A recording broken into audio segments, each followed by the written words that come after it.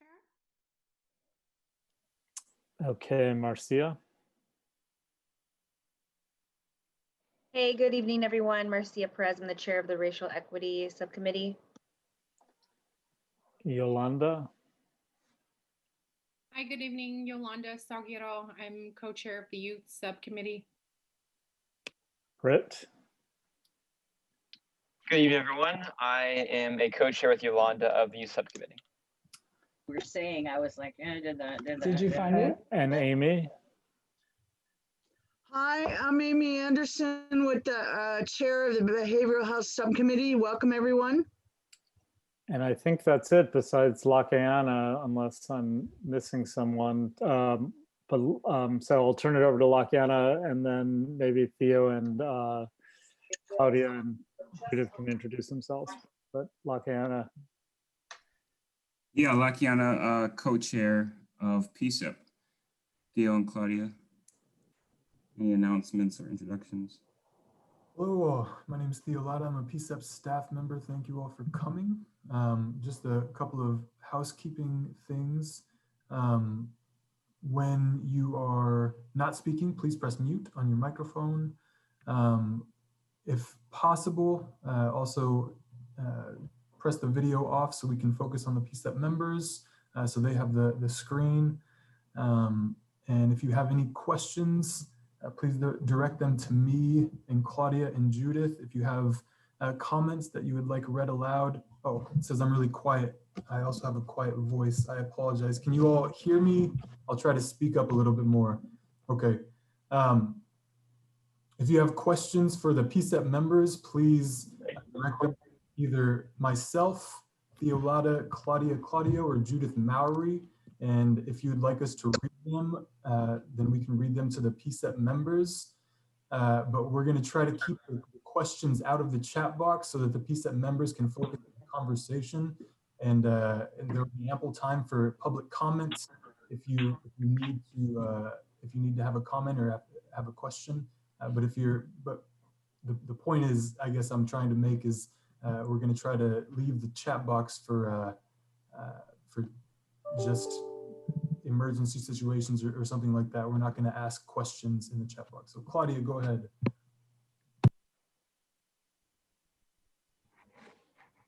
Hi Theo, sorry. Can you please let me know what you'd like me to do? My computer was acting a little funny with the sound, so I had to restart it. So I'm actually on my phone right now. Understood. We're just introducing ourselves. Myself, you, and the next will be Judith. Oh, okay. Hi everyone, my name is Claudia. Hi, my name is Claudia, and I am the PCCEP assistant for PCCEP. Sorry, I'm a little discombobulated right now. My computer is messing up a little bit, so I'm trying to get it fixed, but I am talking from my phone. But hi everyone, and welcome to the PCCEP September full board meeting. Hi everybody, my name is Judith, and Judith Mowry, and I work for the Office of Equity and Human Rights, and I spend part of my time supporting the PCCEP as a part of the staff with Theo and Claudia. And I noticed that Vadim is here. Vadim? Oh, hi, everybody. Vadim Azursky, PCCEP member. Thank you all for coming.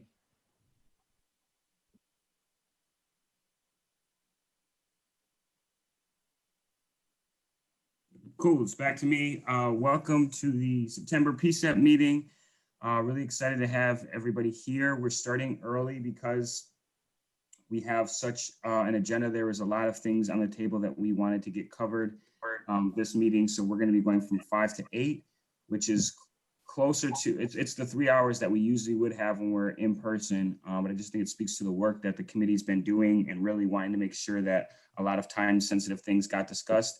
As such, we are not going to do subcommittee reports other than the steering committee. And the Portland Police Bureau will have an opportunity to report back as well. So I'll just kind of get right into those. As far as the steering committee, we've been doing a number of things since August. At our meeting last week, we talked about codification. We talked about our PCCEP retreat, which I can mention briefly. We also talked about having more in-depth updates from the Portland Police Bureau on recommendations that we had passed. There was still, we were wanting to see updates not only on recommendations that were passed, but also ones that were along in the process, and kind of updates on what that was looking like. And so we'll be getting an update from the Bureau on that. PCCEP also had a number of closed door meetings, a couple of them, one being our PCCEP retreat, which is quarterly, and discussed our codification process, which we will go through tonight.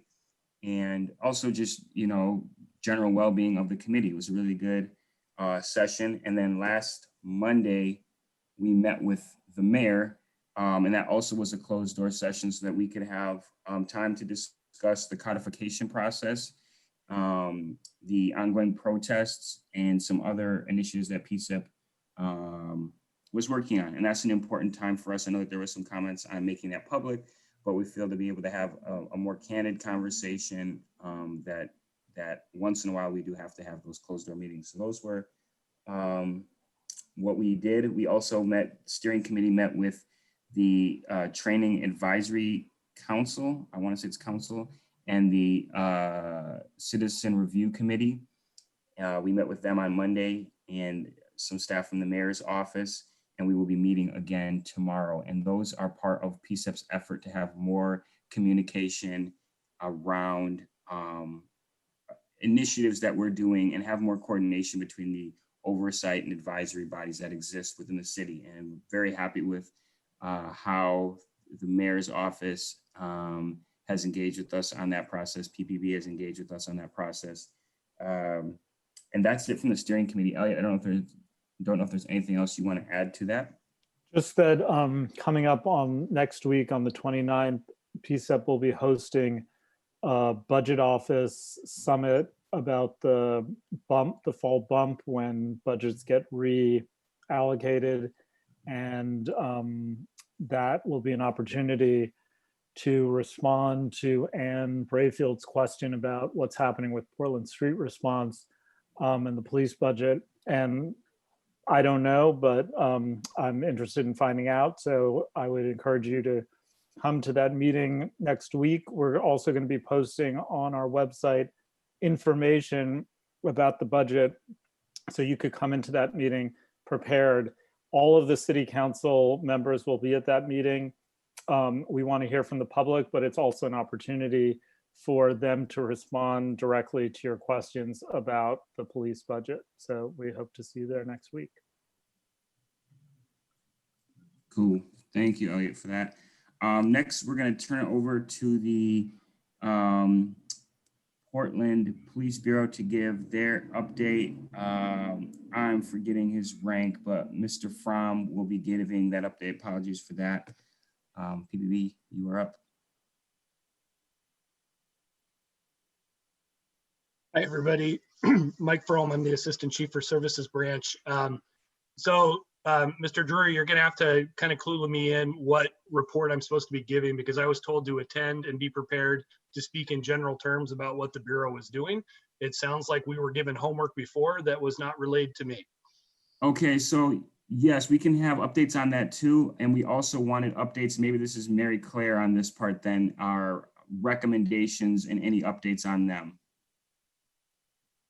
If you want to speak though first, Chief, to just updates on the Bureau and things that's going on, and then we can hear from Mary Claire on any PCCEP related updates on recommendations.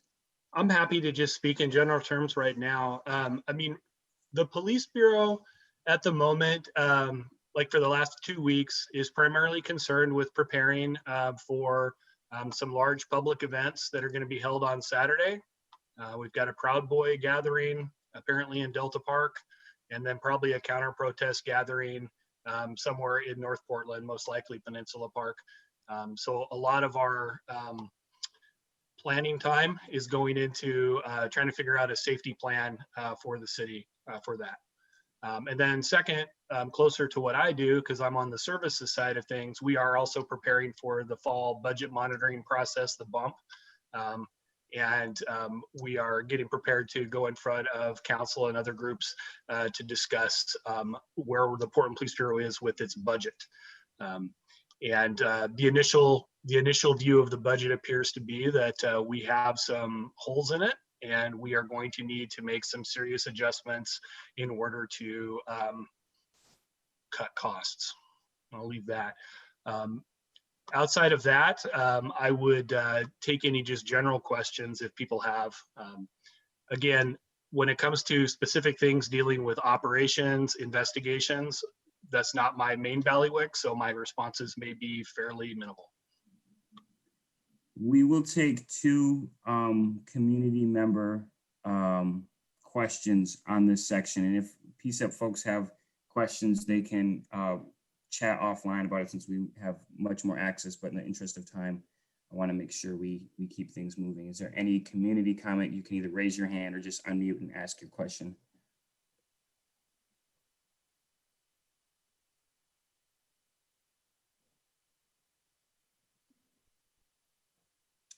Okay, Elliot, it did look like you had a question, so why don't you ask yours since we do have time?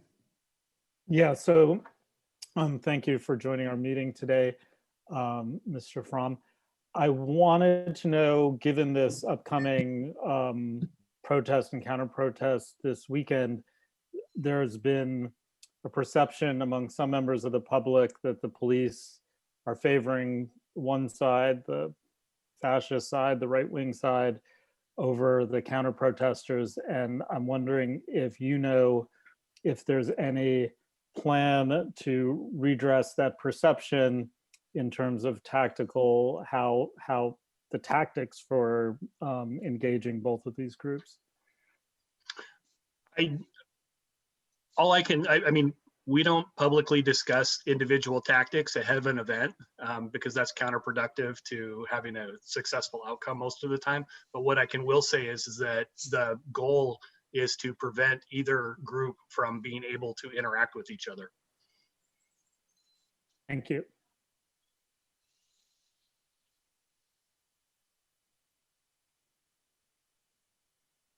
Oops, I'm on mute. Any other questions? Okay, I'm going to turn it over. Thank you, Chief Fromm. I'm going to turn it over to Mary Claire for any updates on PCCEP recommendations.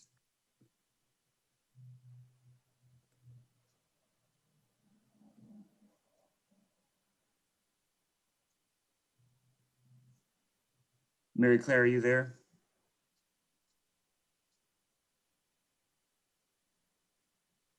Okay, we are going to keep it moving. Hopefully we will come back and get some updates on the recommendations. It's one of the things we've just discussed is having more updates and keeping track of that. To that point, another thing we didn't discuss, we didn't mention, but we did discuss was Theo, our staff member Theo, is going to be putting together a list of all the recommendations that'll be color coded by status of them being completed. So we'll be in a much better position.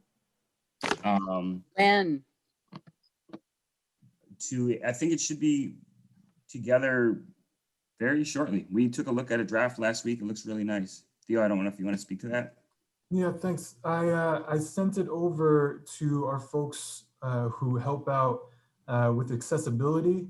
So I need to try to collaborate with them so it's accessible for everyone. And it should be shortly.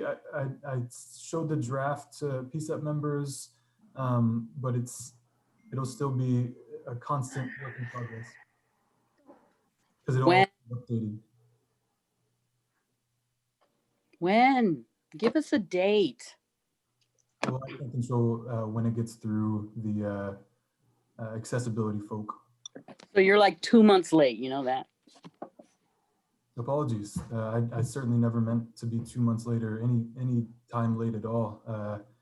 It is a lot of information, but I've been working as quickly as I could. But I do apologize for being late. Lakiana, sorry, I was having some computer issues, but I'm back if you want to quickly go through. I did look over the recommendations that the PCCEP has forwarded to the Bureau thus far.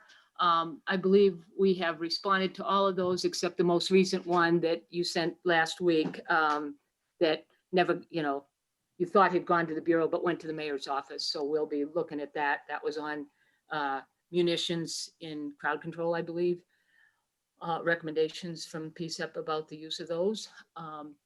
As for updates, I did look and we had provided PCCEP with a draft of the procedural justice. Somebody asked about this in one of the subcommittees. We had provided a draft of the procedural justice policy to PCCEP on the 15th of July. And looking at my information, I don't think that we've received anything back from either the subcommittee that's going to handle it or from the full committee. So what recommendation was that? that was on developing a procedural justice policy or directive. And so that has been forwarded to you guys in July, and we're awaiting your response, the PCCEP's response, and then we'll go from there in terms of posting it for universal review and going through our usual process. Was that, excuse me, hi, Mary Claire, was that sent to all of PCCEP? I don't remember that one.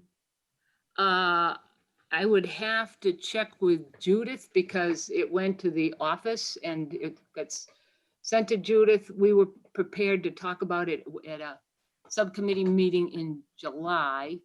And I don't recall if we ever, got very far in that.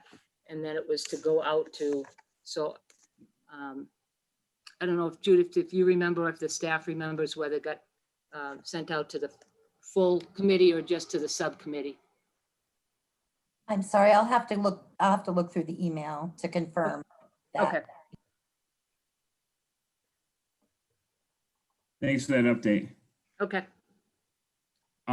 See, we have Patrick has a hand up.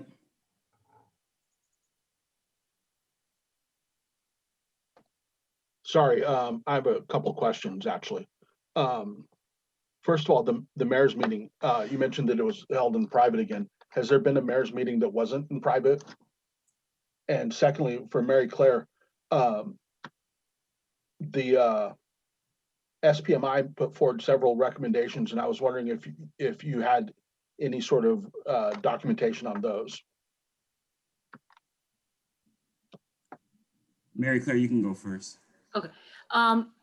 Patrick, I have to look. You don't recall what those specific ones were, do you? Not off the top of my head, no. Okay.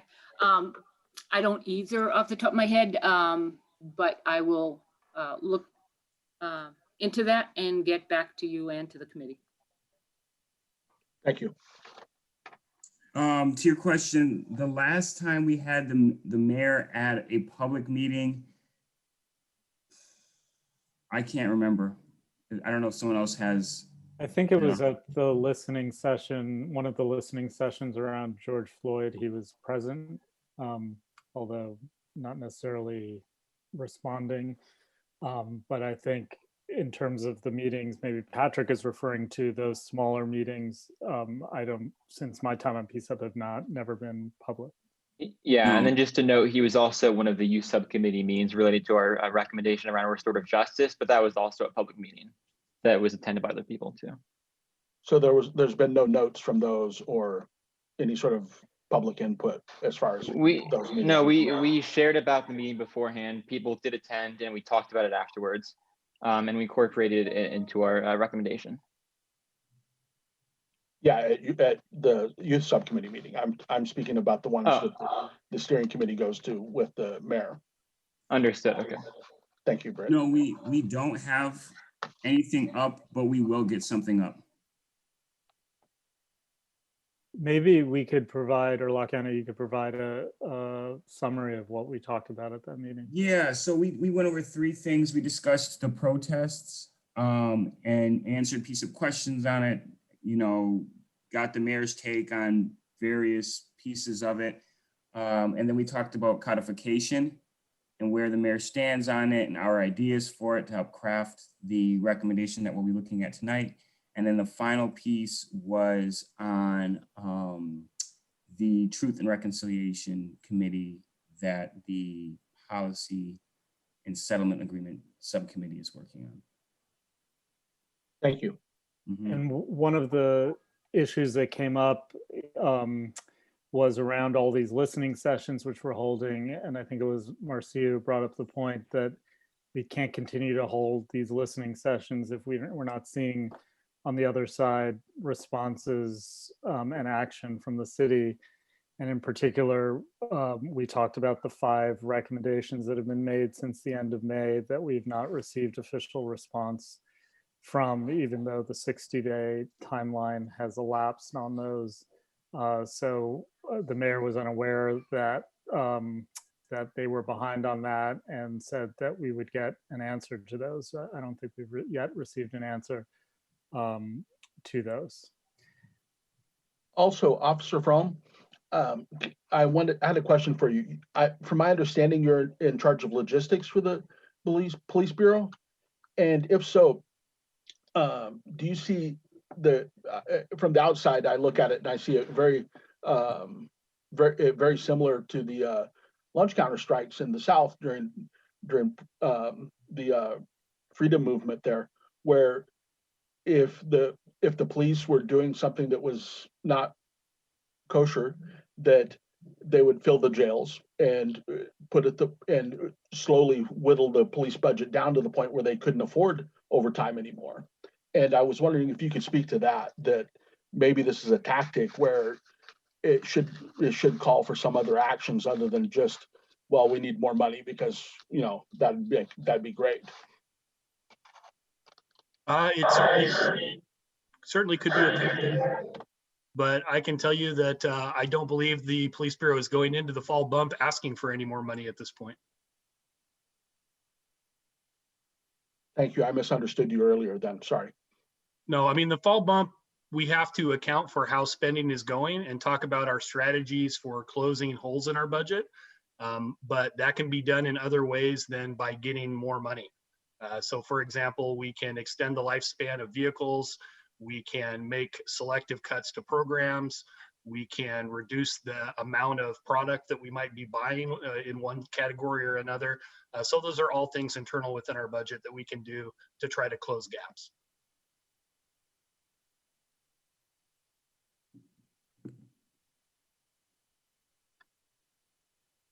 Thank you for that. We are gonna move on to our next section. Yeah, just real quick, I see Rochelle had a question. So a number of different initiatives, each subcommittee kind of works on a different population. The Racial Equity Subcommittee just held a event called Say Her Name in August, which was around engaging Black women. So that's just one example. I'm sure there's some others can provide some others, and I would be interested if some of the other subcommittees want to drop some things in the chat, just what we've done. I know that we had said we didn't want stuff in the chat, but I kind of think can be helpful. But that's just my thought. We're going to keep it moving. We have 3 seats to fill for PCCEP. And this has been a long overdue process. I want to thank the staff and the members who sat on the interview committee for helping get this together. We have 5 very qualified candidates. We have 3 seats available right now. So we have 5 candidates. We'll be voting on 3 of them. I will read their names and then they will introduce themselves and can speak as to why they want to be on the committee. If they've participated in anything on the committee too, so far, like attended meetings and stuff, that could also be helpful and relevant information for us as we are deciding this. And then we will pause real quick and hear from Theo because he's got something to say. Sorry, I just wanted to mention if we do have other seats open up in the near future, then any of these candidates will be available as alternates to fill those seats. So just for the candidates who are giving a presentation today, I would encourage you if you are selected, great. If you're not selected, then I would encourage you to stay involved because seats may open up. And yeah, I wanted to mention that. Cool. So what we will do is we will hear from the 5 candidates, and then you will privately message Theo, PCEP members, your recommendations. So you'll put your 3, and the 3 candidates who get the most votes will be selected. I'm gonna just go down and read off your name, and then if you could just introduce yourself. Apologies in advance if Sorry, I was late. mispronounce your name. You're all good. So we're gonna start with Coco Chanel Quay. Are you on the line? I don't think she's here, no. Okay. Alex Rodriguez. Hey, quick question though too. How long should this take? Oh yeah, like 30 seconds to a minute. Alex is trying to get out of here, dude. Hey, I'm Alex Rodriguez. I am a Portland resident out here. Him, he, him pronouns. I've had lived experience on the streets of Portland. I was homeless when COVID hit, and during all the events that kind of followed. And I have a passion for advocating for those I see on the street who aren't usually heard. And yeah, that's my 2 cents. Thank you, Alex. Appreciate it. Next, we are gonna go to Alana Nayak. No, I mispronounced your name for knowing you as long as I have, but sorry about that. Hi, I am Alana Naik. I use she, her pronouns. I'm 17 and I go to St. Mary's. I really want to be on PCEP because I've been involved in working with Raising Justice, formerly known as Youth Educating Police. And I specifically am the policy director focused on kind of pushing forward some of the policies relating to alternatives to detention and, removing SROs from schools and a variety of things. And I also helped write the restorative justice recommendation that was recently passed with the mayor. I have been involved in NYC and have worked with Lackawanna before on basically gathering young people together to talk about their police perceptions. And we have presented that out to multiple public safety committees surrounding young people's perceptions of police. And I would just love to be on this committee so that I can further push forward policies that are going to reform our public safety system. So thank you. Thanks, Alana. Next, we're gonna go to Kia Myers Duggan. Hi, everyone.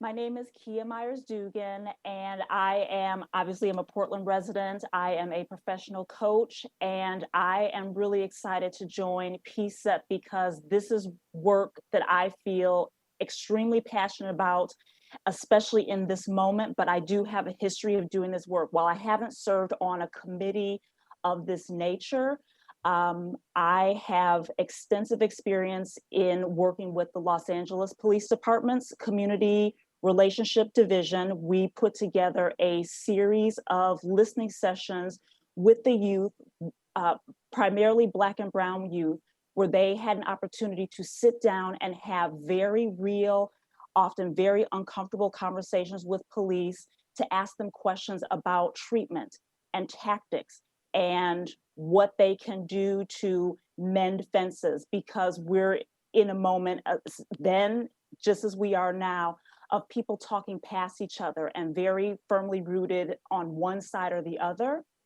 And we developed these listening series. We call them Days of Dialogue, which the LAPD still continues these today.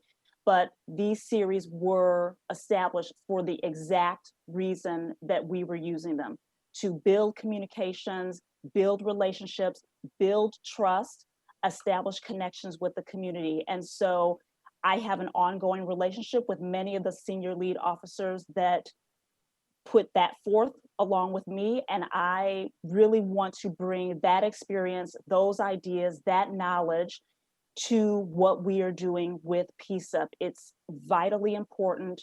And I'm also excited to use the skills that I have from coaching which include deep listening and creating safe space for individuals, which I know is one of PCEP's values, to be vulnerable and be honest and to build trust. And I want to bring those skills along with my project management skills of follow up, follow through, being very detail oriented to get things done, to put plans of action in place that meet the needs of the community that we are answering to. So that's why I'm very, very excited to be a part of this and to contribute to the goals of the committee and building trust and building relations with the community and with the police department. Thank you. Appreciate it, Kia. Thank you. And then our final candidate is Zainab Folk.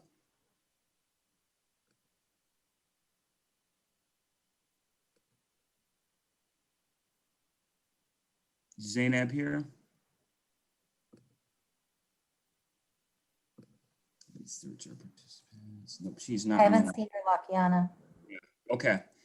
So let's open it up to, so we have 3 candidates here, but I would love to open it up to any public or PCEP questions for candidates based on what they've heard. If you just want to raise your hand, that would be helpful. Okay, so we're going to go with Vadim, then Susan. I just wanted to say that I have noticed that Zainab has been at a lot of our meetings and provided input. I'm not sure why she's not here today, but from my experience, she's had a lot of very important input and brings a good experience here. So I hope everybody has either heard of that or will take that in consideration when voting today. Thank you. Yeah, that's always a challenge. Appreciate that input though. Susan? Yeah, this is actually something I thought about when I was looking over the charter. And it sounds like you can have people, family members of police officers on this team. And I'm thinking that you shouldn't. And I'm curious whether any of those people are family members of law enforcement. That's a good point. Because it's not a prerequisite, I don't feel like that should be something they have to answer. If someone wants to, I'll be opening to that. But since it's not something, I think I would leave it up to them to answer or not. Hi, I am not, I don't have any relationship to police in any regard. So yeah. I do not have family members that are police officers. And the same goes for me too. I have no family members who are police officers either. Cool. Next, we're going to go with Elliot and then Patrick, and maybe 1 or 2 more questions. I see Amy's got her hand up. So Elliot, Patrick, then Amy. Yeah, mine's more of a process question. Do we have a specific spot we're doing for youth, or is this just open? We vote for whoever. We have passed our youth. The minimum youth seats are 2 reserved. Okay. We currently have 3, but there's no limit to what we can have. So. Okay, cool. Thank you. I consider myself youth too. Patrick, you're up.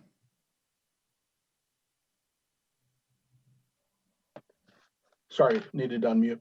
I had 2 questions, and one of them I don't think needs to be answered by the members themselves, but would somebody feel comfortable with saying whether any one of the people any one of the people being interviewed right now have a history with mental illness or alcohol or drug addiction? Can I ask answers that just staff protocol around those questions? I know we've had that come up in the past, and I know that there might be some rules around having to explain that. And it's also like a thing of once we put it out there, it's almost like people have to answer. So I don't know if there's any kind of. I'm not asking them. I'm asking the people that did the interviewing. I'm not asking for individual information. Yeah, so I guess I'm going to turn it back over to Theo. I don't think they can say that, especially if we're not asking them. But I don't know, Theo, what's your thought on that? I think it's up to the person. If they want to say that they have lived experience in anything, then they can, but that's not something that we're ever going to ask. Okay, thank you. But I hear that though, and I think that there does need to be some way to, and we've had this challenge in the past of being able to make sure that that community is represented and finding a way that's somehow able to do it. So Actually, it helps either way. yeah. Okay, Amy? I'm sorry, I forgot to mention something before Amy speaks, though. I do want to point out that Barb is on this meeting, and she should really have the opportunity to be voted on with respect to being on PCCEP. I think she's contributed greatly and has a background that is sorely lacking in this organization to provide input on some of the community work that we're entrusted to do. So I just want to say, Barb, thank you for attending a lot of these meetings.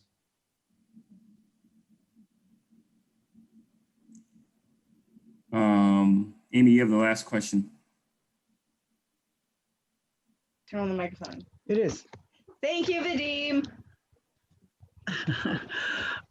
Yeah, my question is really around what do folks know about the settlement agreement? Because that is why we're here. And I think being part of PCCEP, I don't want to get lost in all the stuff we got going on. I want to kind of stay to Patrick's thought process. Says this whole thing is because someone with mental illness got killed. So I'm just curious, do either one of the two applicants have understanding of why we're here? Or have you read any of the settlement agreement to know what we're talking about? There's 3 candidates here. Oh, okay. Yeah, Alana and Alex. Sorry. Yeah. I'm here 4. Yeah. 4. To answer that question, I haven't directly read the settlement agreement, but I've heard about it from some of my colleagues at Raising Justice. It was basically surrounding, there was excessive use of force within the police bureau. And so the DOJ got involved and now we're here, and that basically created PCCEP as it is today. So, yeah. Amy, I also, like Alana, I have not read the full settlement agreement, but I am very aware that that was the inspiration for building this committee. And it's also something that I have very special interest in, because while I'm not a therapist, I am a coach, and I deal a lot with therapists and understand the importance of the otherism that happens often between law enforcement and people that are having a mental health emergency. And recently, within the last several months, since learning of this committee and applying to join the committee, I witnessed someone having a mental health emergency. And when I frantically did research to see what can I say when I call, if I were to call, what can I say to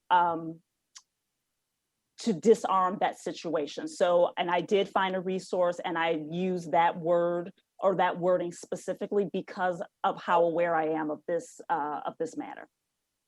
Thank you. And Alex, how about you? I have not read the settlement. I am also aware, though, that I was informed when I first heard about PCCEP of that incident, and I have a lot of personal experience here on the streets. I personally know a lot of the folks out there who do have mental health issues constantly, and have to.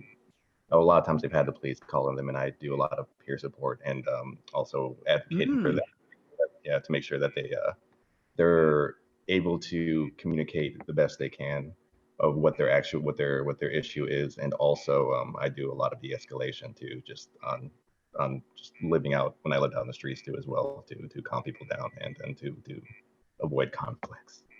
Well, definitely thank you all, because it sounds like you all have robust lived experience, which is what we're really after, and that's important to me. So thank you.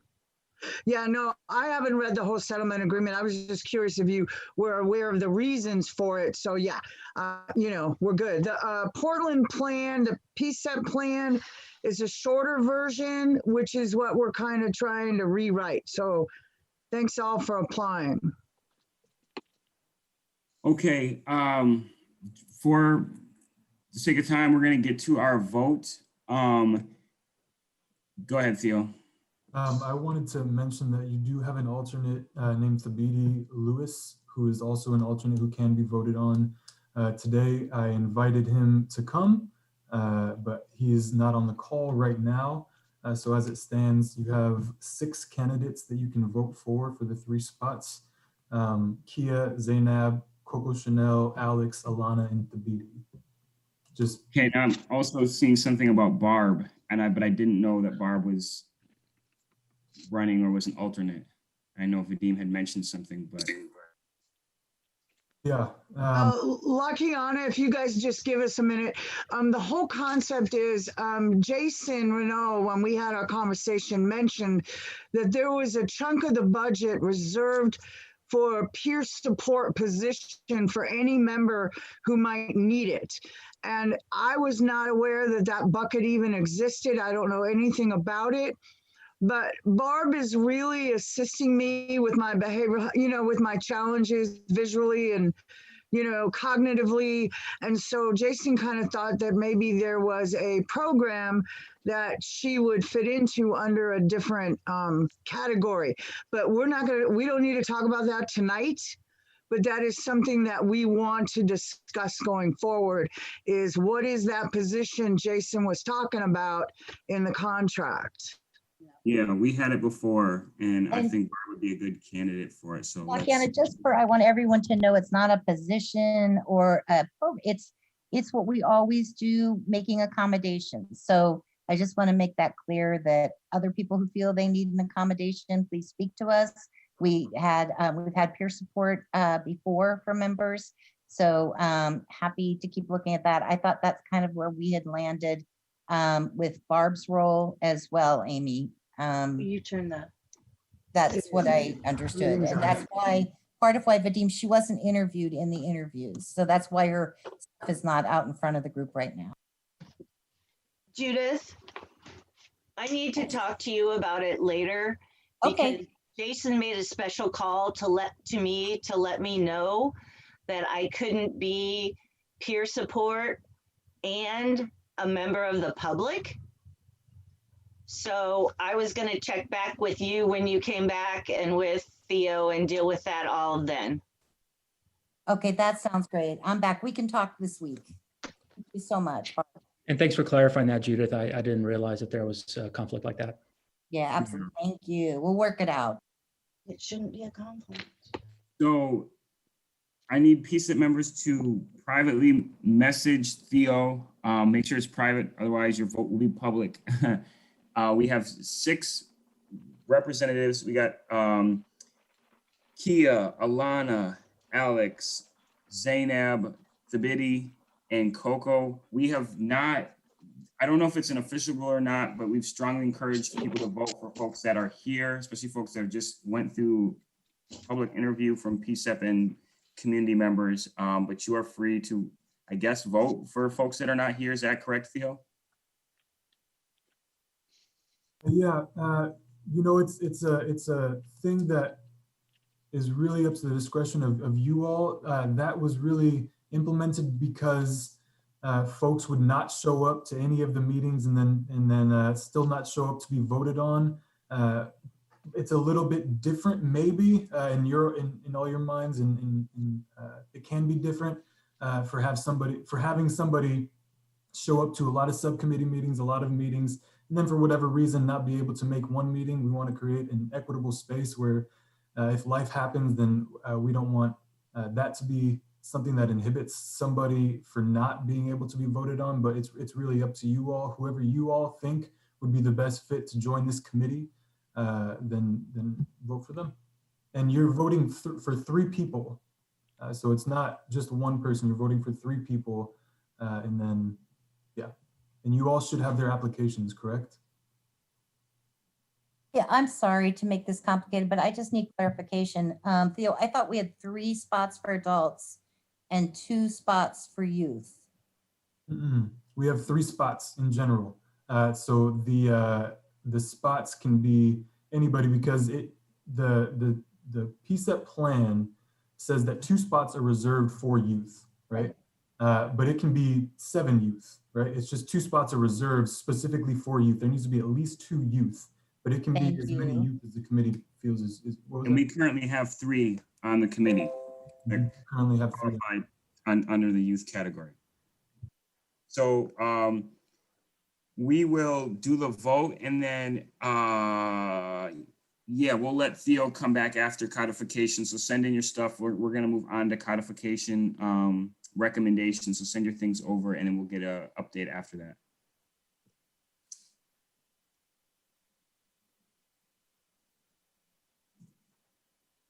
Okay, so our next agenda item is codification of PCCEP. This has been a process. So currently PCCEP exists only within the settlement agreement of between the city, PPB, and the Department of Justice.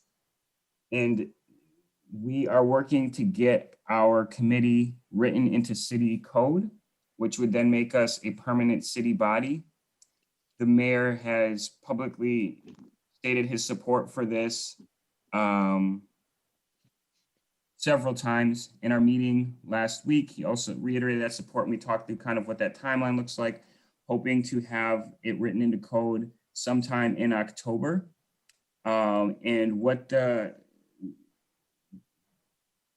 mayor asked was that we come up with kind of a mission statement for PCCEP, the scope of our work, and any definition of powers that we wanted to have, whether they are current or ones that we would want added. And so I drafted a recommendation of powers that we would like to have.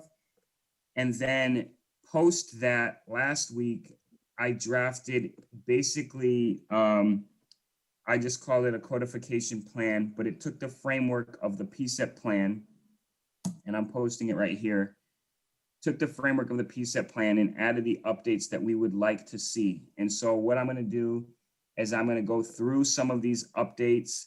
I thought that this document was the best way to kind of lay out what PCCEP wanted, but it's not necessarily what, when it gets written into code, what it'll actually look like, but it answers the questions that need to be answered about what goes on. So long story long, that's what that is. So basically, there's a couple parts to it. So the first page of this document that I just dropped in the chat, it kind of gives an overview of everything, because I realized that people looking through it, you'd have to like jump around and figure out what are all the changes. So I'll go through the changes, and then I might go into some detail on them. So basically, there's about 9 changes to the PCCEP plan, 10 changes that would work for codification. The first one would be changing the mission statement.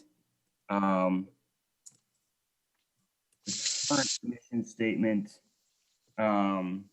is, if I can pull it up here, the mission of the Portland Committee on Community Engaged Policing is to work with the mayor/police commissioner, Portland's Police Bureau, and the Portland's diverse constituencies to solicit and exchange information between the community and the Portland Police Bureau to achieve the desired outcomes of equitable policing, which exceeds constitutional requirements and meaningful community engagement with and trust in PPB.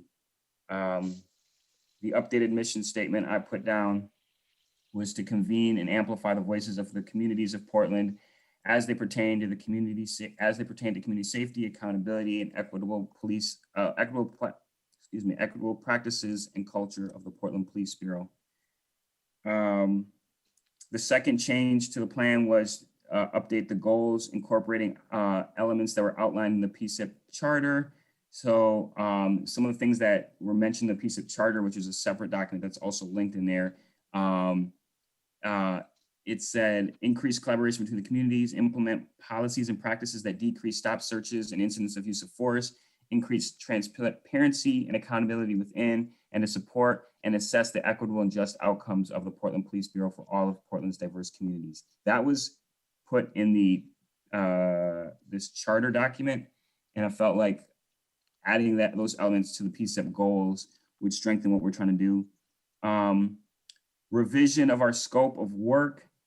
So some of those include, and I'm gonna have to pull this up here, having PCCEP selecting its own members, which when we spoke to the mayor last week, he said he was on board with that, provided that we provide an outline of how we would select those members, like what are the criteria? Because that's the biggest thing is like, what are, you know, how are we judging who could be on PCEP? And so in this revised codification plan, it outlines what those would be. Just to run through that real quick. Recruit and appoint its own members of the committee following a standardized framework of criteria of desirable members, including diversity of racial background, sexual orientation, lived experience with mental health, those impacted by police violence, member of different abilities, ages, genders, and underserved communities. PCEP would have a role in hiring all top level command staff. And this would also include writing job descriptions for these positions. There's a commission based out of San Francisco that has this ability that they write with community feedback, the job descriptions of what they're looking for candidates for the police bureau, especially in these top positions. So that was something that was not put in this original document that I added after that was brought to my attention. PCEP have a spot at the negotiation table for PPA contracts, the Portland Police Association, be embedded in the universal review process. So that's when any new directives come up that PCEP would automatically get to have one of those review process pieces, like a public input session for it. Clarify and strengthen language around PCEP's responsibility to consider recommendations. So hopping back into this, I added a section, it's called PCEP's, Portland Police Bureau's responsibilities. And that was something that's not in the original PCEP plan. The PPB's responsibilities are lumped in with the cities, but I think that PPB being such a key partner that their responsibilities had to be outlined. So that includes things that already exist, like the PPB chief or someone that he delegates who attends all the PCEP meetings. PPB meaningfully consider the recommendations that PCEP produces. So that's within 60 days, which they've been doing. But again, it goes to this whole thing of like, what does that really mean to meaningfully consider them? PCEP should have a liaison present a report of the progress of our activities like we did at the beginning of this meeting.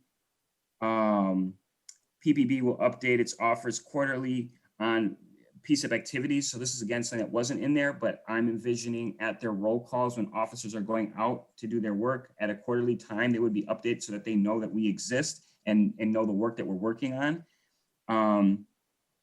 All PCEP recommendations shall be sent to the police commissioner and police chief. This would also alleviate some recommendations, like we have to manually send them, the staff does, to these different people based off of who they are, whether it's the police commissioner / mayor or the PPB chief. And going forward, it would be like they would get all of them, no matter who it was go towards, so that they're informed and there's never that lack of communication or missing pieces. All recommendations, okay, so we got that. The Portland Police Association shall engage with PCEP when needed. I felt it was important to put that provision in there. The PPA president or an appointed representative shall participate in one PCEP meeting annually so that they're engaged in that process as well and knowing what PCEP's working on. And then this is a final provision that I added that I felt was really important. If at any time PCEP does not feel its recommendations are being fully considered by PPB, it may appeal to the police commissioner for a review of a working relationship with PPB. The police commissioner, police chief, and PCEP steering committee will then meet to review the work. So that I feel like is a medium between like when PCEP's making recommendations and trying to feel like their recommendations are being taken seriously. And if the PCEP feels at any point like, hey, we don't feel like they are, that we can have a sit down meeting and be like, this is what we're feeling, and kind of talk through those things. Let me get back up to the top here and see where I'm at. And then deliverable product is kind of the last one I put on there. And I had stuck in there, let me find it here. A final deliverable product was that we would host a yearly town hall with the police commissioner and the police chief And, you know, we currently have like quarterly meetings with the compliance officer, which again, those will go away once the settlement agreement finishes. And so PCCEP and the police commissioner and the police chief would have this yearly public town hall where they would hear from the community.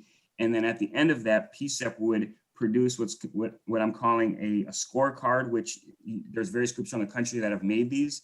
And it would score the police bureau in 4 categories: use of force, transparency, accountability, and community engagement. And so that would be another product that PCCEP would deliver and post this town hall. So PCCEP, or excuse me, so the police bureau could have an idea of where the community is feeling it's at and hear directly from them. And I know that we've hosted listening sessions right now based off of the feedback and the current climate that we're in, but by embedding that as a yearly process, there would always be, and people have suggested this, sometimes PCCEP members are like, hey, we should have the mayor come and sit down and have a town hall with us. This would embed that into our yearly process and doesn't prevent us from having other meetings. And then just to wrap this all up, there's number 10, just revisions throughout the document that just basically revise the authority of the mayor, where it says like the mayor would select members or mayor would do this. It now says that PCCEP would do it through the steering committee. And that's the basic framework. This is a draft. This is not what the codification would look like, but I felt that this would be the closest way to lay out what PCCEP is asking for and what PCCEP would look like when it's codified. Now, this also runs in tandem with the settlement agreement, which is at this point scheduled to expire in January. But again, that's not a guarantee. So it's like codification would happen, and then the settlement agreement, and both those would kind of work out until the settlement agreement fully completed. So that's basically it. I know there's a lot of stuff in there. I try to make this first page help kind of condense what things were made. And then I also highlighted through the document where the changes were. So I will open it up to PCCEP comment first on suggestions, changes, clarifications, any of that. We will start with. I also do, if I forget, remind me, want to hear from PPB if there's any comments that they have on how they feel that this would either help, hinder, or suggest other ideas of what they would like to do.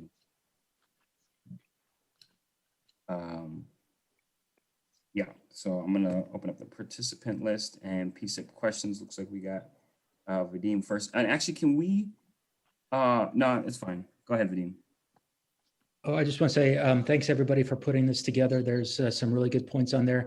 I only wanted to discuss one of the points there, which is the self-selection. I've heard before when we discuss these matters, as well as from personal experience, that when you have a group that self-selects itself, you get a group that is a bunch of friends or people that work together or participate in nonprofit, and it becomes an organization that's hard to have diversity because people self-select and because they choose the people that they already know from their circle of friends or circle of business partners. That's a concern I have, and I don't know whether you'd like to address it or if there's any safeguards to keep that from happening. They're not laid out in here. And I think that could either be done through this plan or through bylaws. The kind of outline I put in here is a rough one, but I think it would need to be fully fleshed out to prevent that. And I think there is ways. And I think a question like that is kind of would be something that the codification team, when they take this over to like get it to the final form, could kind of flesh out. Some kind of provisions would need to be put in place to prevent that.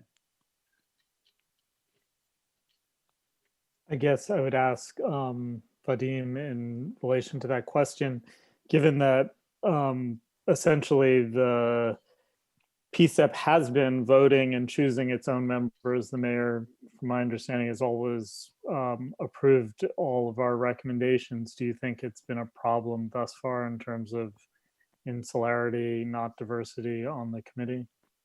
Well, as I understand it, we actually have a group of individuals, including the AMA, Albino Ministerial Alliance, as well as the MHA that provides input on the application list and actually forwards those people to the PCEP to be voted on. And, you know, the selection process is still appointed by the mayor. So even if all of our recommendations are taken wholesale by the mayor, if anything, that says that the system is working right now, in that, you know, there is a safeguards in there, not only in the recommendation process, but also that the word of PCEP right now is being accepted by the mayor, at least up until now. So it seems like there's protections in place right now, and I'm just wondering what the protections will be down the road, so we don't have 13 individuals that all know each other, you know, reappointing one another, if that makes sense. Yeah, no, there's also will be a PCEP staff on the interview committee. So there will be at least that there. And I think that's a detailed piece of it that can just be worked out to prevent that from happening. So is it your understanding, Lockeanna, that this would mean the AMAC and the MHA would go, that their roles would go away? Because I think in the selection process. Theo's got it. To be clear, the AMAC and MHA are invited to participate, but they don't, and individual members from those groups are invited to participate, but they don't always participate. Mm-hmm. Just to be clear, but we have had community members involved in that process as well, outside of the AMA and MHA when they can't come, just so there's community input. I guess how I read the Lockeanna, your draft would not preclude that from continuing. Yeah, I think it could be a possibility. Like maybe there's a provision in there where you invite community groups to be a part of that selection process or something of that nature. Again, I think it's a technical detail though of it. Lockeanna, real quick, sometimes organizations have nomination committees or nominating committees that work strictly on processing applications like all the time, like all year round. They look at people coming in, will they fit, do they meet criteria, and then they bring their response back to the general board, you know? So there's ways that you can prevent, you know, the friend to friend to friend thing is by having a really good nominations committee to work on bringing people onboarding all the time. You know, yeah, the health department has one and it worked out really well.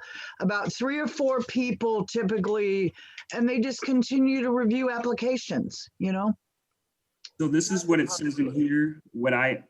If you look under section 4, codified selection process, it says applicant submissions to initial screening of applicants, as you just kind of laid out, by an interview committee convened by the steering committee with support of PCEP staff that shall include at least 1 PCEP staff and at least 2 PCEP members.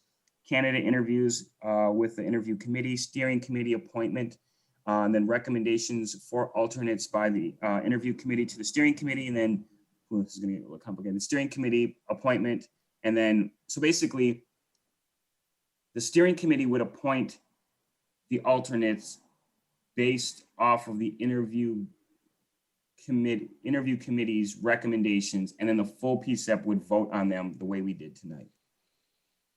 Something along those lines. So I agree with you on the interview committee piece.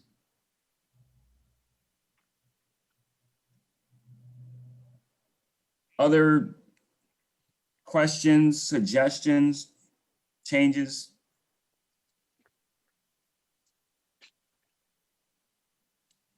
Okay. Yeah, I'm gonna open it up to public comment. Looks like we already got a few, so we'll go with Susan and then we'll go with Patrick.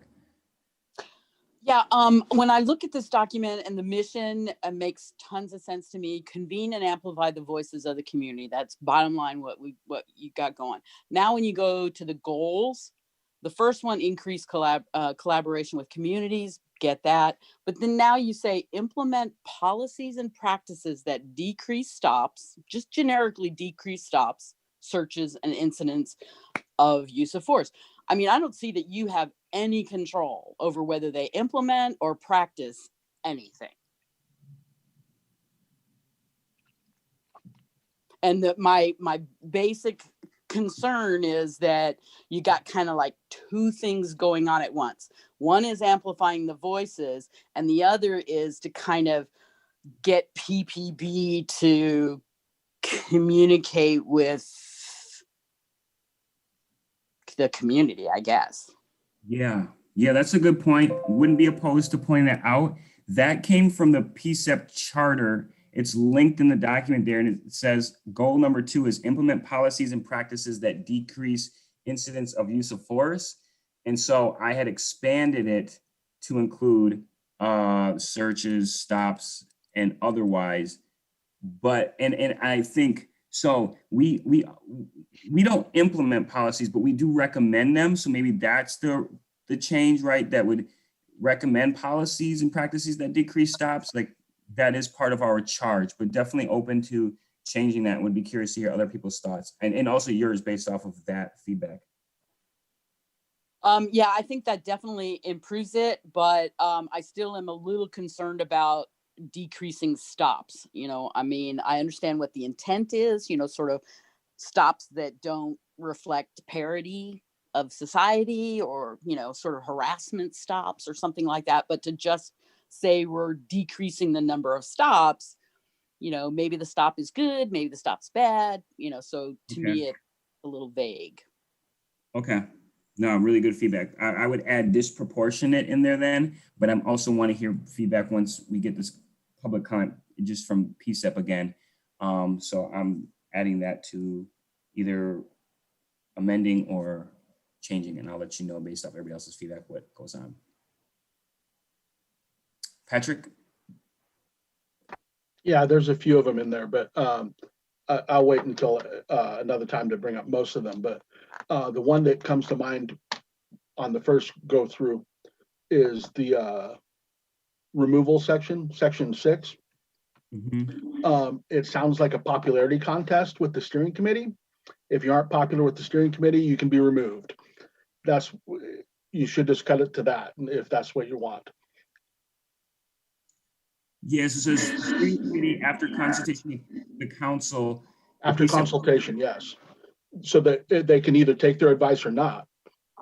Yes or no. So someone has to be in charge of being able to remove somebody from the, like, let's say you didn't make meetings or the person was disruptive to the group. Like somebody has to have that discretion to do that.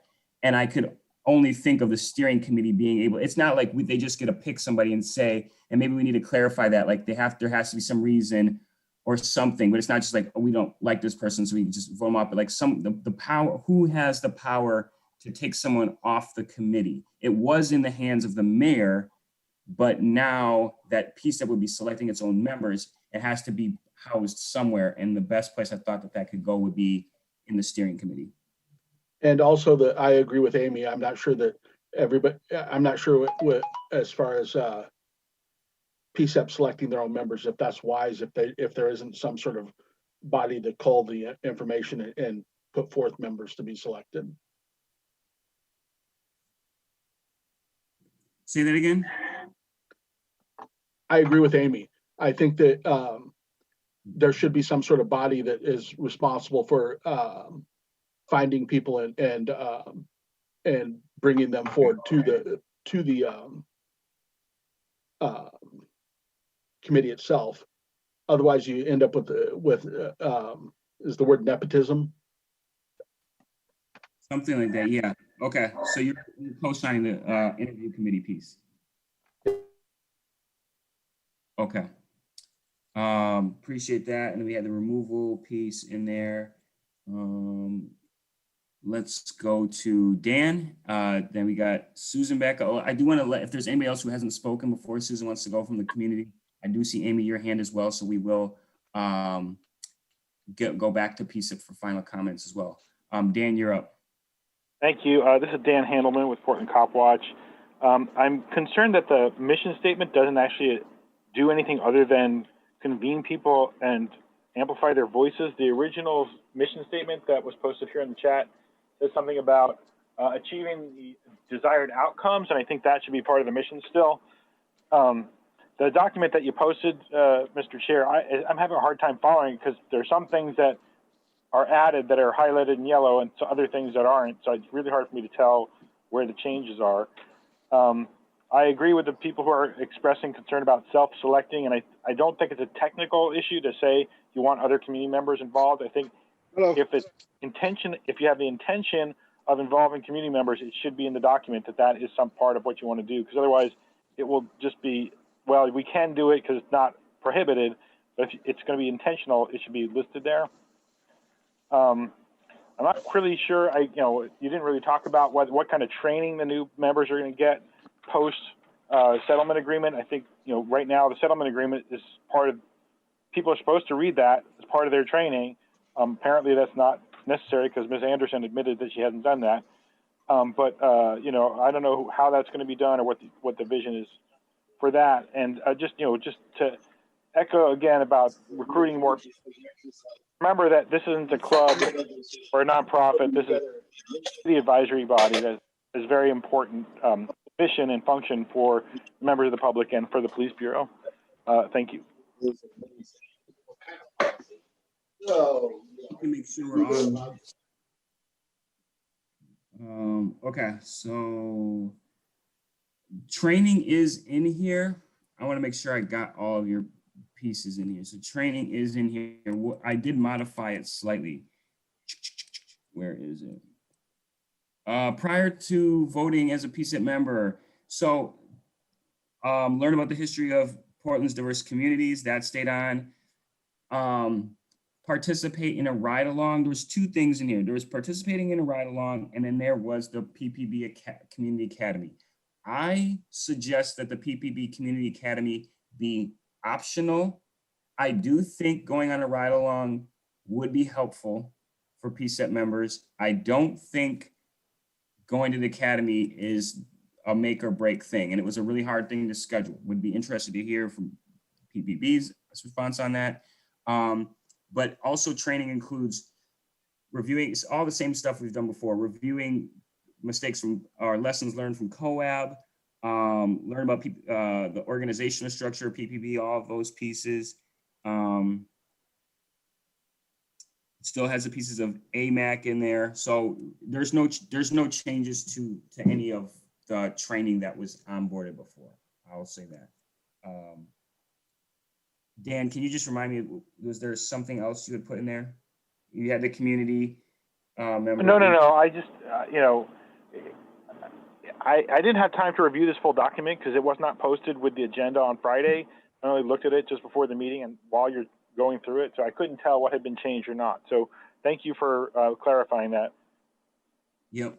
And so just a little on the document. So yeah, so I highlighted all the sections, and some had more highlighting than others, depending on just what it was. I guess I should have just universally highlighted it, but I did walk through just right now what they were. And apologies for not getting this up a little bit sooner within that 10-day threshold that we wanted. Susan, you're up. Yeah, the other thing that I find incongruent between the goals and the mission is this thing about relationships and to build confidence. And, I don't see that's a result we hope, but if you do your goal, if you do your mission,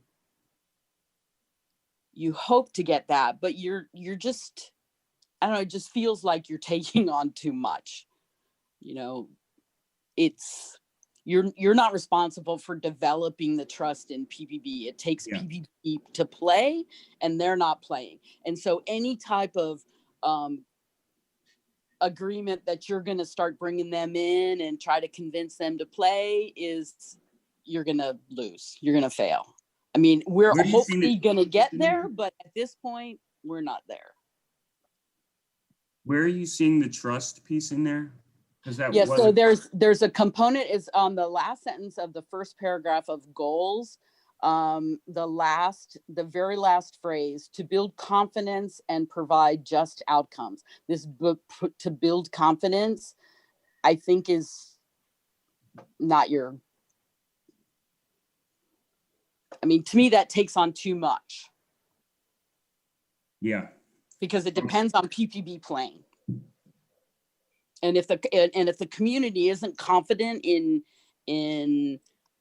PPB, it's not your fault. Good point. Thank you. Any other thoughts on that?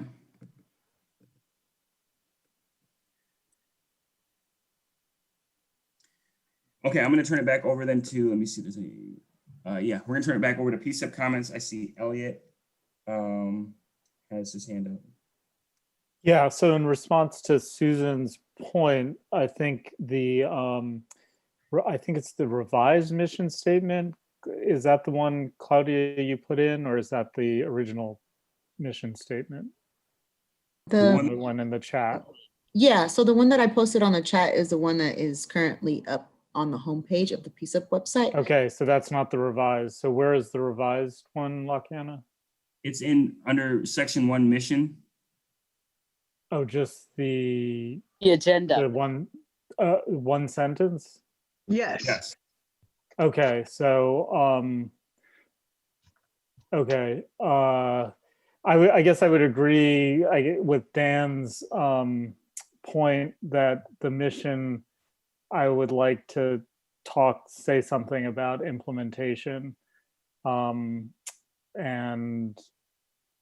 I thought the trust is in the original mission statement, which people brought up in our in other meetings, a problem with that, and so I was agreeing with Susan. But I like what you have here, but I would think adding something about implementation would be useful.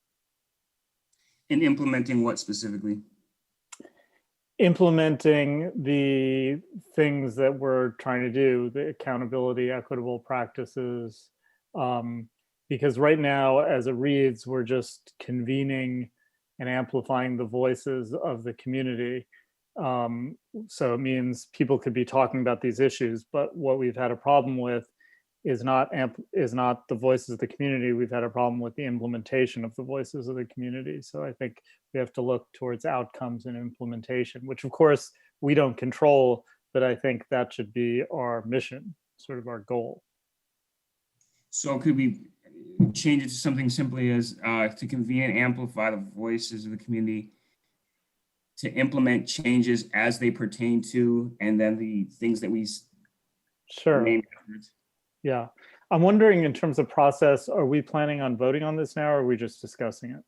I want to vote on it, but what I think would be helpful is if we moved on to a different recommendation, and then I can work on some of these changes so I can have some time to look at it. But I also have some other hands up too. Yeah. Yep. Yeah. Amy and Lakiana, real quick, take a look in chat and see what Patrick just posted. It's the first paragraph from the settlement agreement. And if you read some of it, that would make an awesome mission statement, is to actually follow what they exactly prescribed the goal of PCCEP was. So I'm going to put that out there. That's a really good statement, Patrick. Thank you. It talks about the actual goal of the settlement agreement. So right there is a perfect mission statement. The other thing is that a lot of stuff that y'all are putting in here belongs in the bylaws. Okay, I'm a bylaws freak. And this stuff that you're going back and forth with membership and removal, that belongs in your statement of bylaws. And then we can create a codification plan that talks about the things that PCCEP is supposed to do already and what the city is supposed to do already. And then it won't be so hard to get it approved. That would be just my recommendation. This is too much to put on the table tonight because it's not clearly articulated in the various documents that will need to be done. And it was only posted 2 days ago or whatever, like Friday. You can't do that to people. It's not right. I'm just putting out my opinion. thank you for your input. Anne? Thanks, Akiana, for the work you did on this. I put in the chat to you, in terms of the mission, what if we added to work with the mayor/police commissioner, Portland Police Bureau and Portland's diverse constituencies to convene and amplify. I don't know, that's just an idea. Yeah, so I did stick the actions that Patrick had put in there. If we added that to the front, it would almost put the mission statement back to exactly what it was. So, but that's also an option. Maybe we do want to keep it as it was. I felt it was convoluted. But I'm open to ideas. I didn't see what he wrote. Is it in the chat? Sorry. So what it says now is. No, I know what it says now. Sorry. I meant what with his addition to it. It says to convene and amplify the voices of the communities of Portland as they pertain to community safety, accountability, and equitable practices and culture of the Portland Police Bureau to achieve the desired outcomes of equitable policing, which exceeds constitutional requirements and meaningful community engagement. Okay. I'll drop it in the chat so you can take a look at it. Thanks. Other PCCEP comment.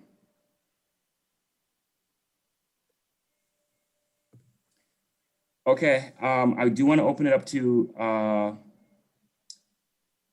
PPB comment, and there was a specific request for PCCEP, for the PPB to respond to the idea of having PCCEP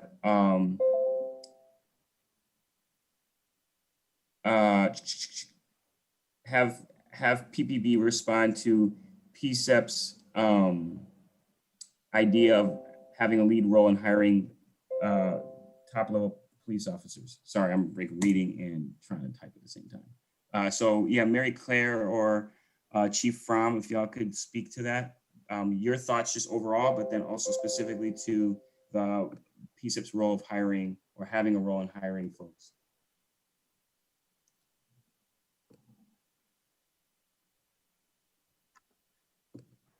I'll speak to the PCCEP having a role. I mean, I think the police bureau would be open to having a lot more input in some hiring decisions. I mean, ultimately, when the chief selects his deputy chief or the assistant chiefs, the chief is trying to assemble a team that chief believes is going to provide them with the best service that they're able to get. I think it would be reasonable to develop something where the chief consults with a whole lot of other people. I mean, not just PCCEP, he has advisory councils that also have some very unique insights into what they would like to see in the assistant chiefs or the deputy chiefs. So I think that's an open conversation, which ultimately rests with how the chief wants to do it. In terms of PCCEP's role in hiring, I mean, the comment in the chat was hiring of PPB officers in general.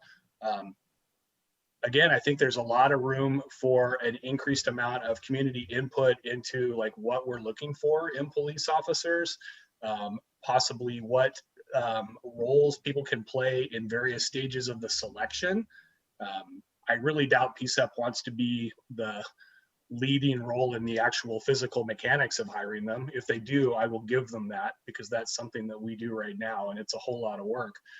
But I think what we're really talking about is meaningful input from the community to try to have officers that reflect what we're looking for. We're open to that. And what specifically about helping write job descriptions? Well, the job descriptions are written by, for the most part, they're written by the Bureau of Human Resources. So we would have to work with them. I mean. Any other comments on the overall, any of the processes that we laid out or stipulations? Also be curious about thoughts on ride-alongs and the Citizens Academy.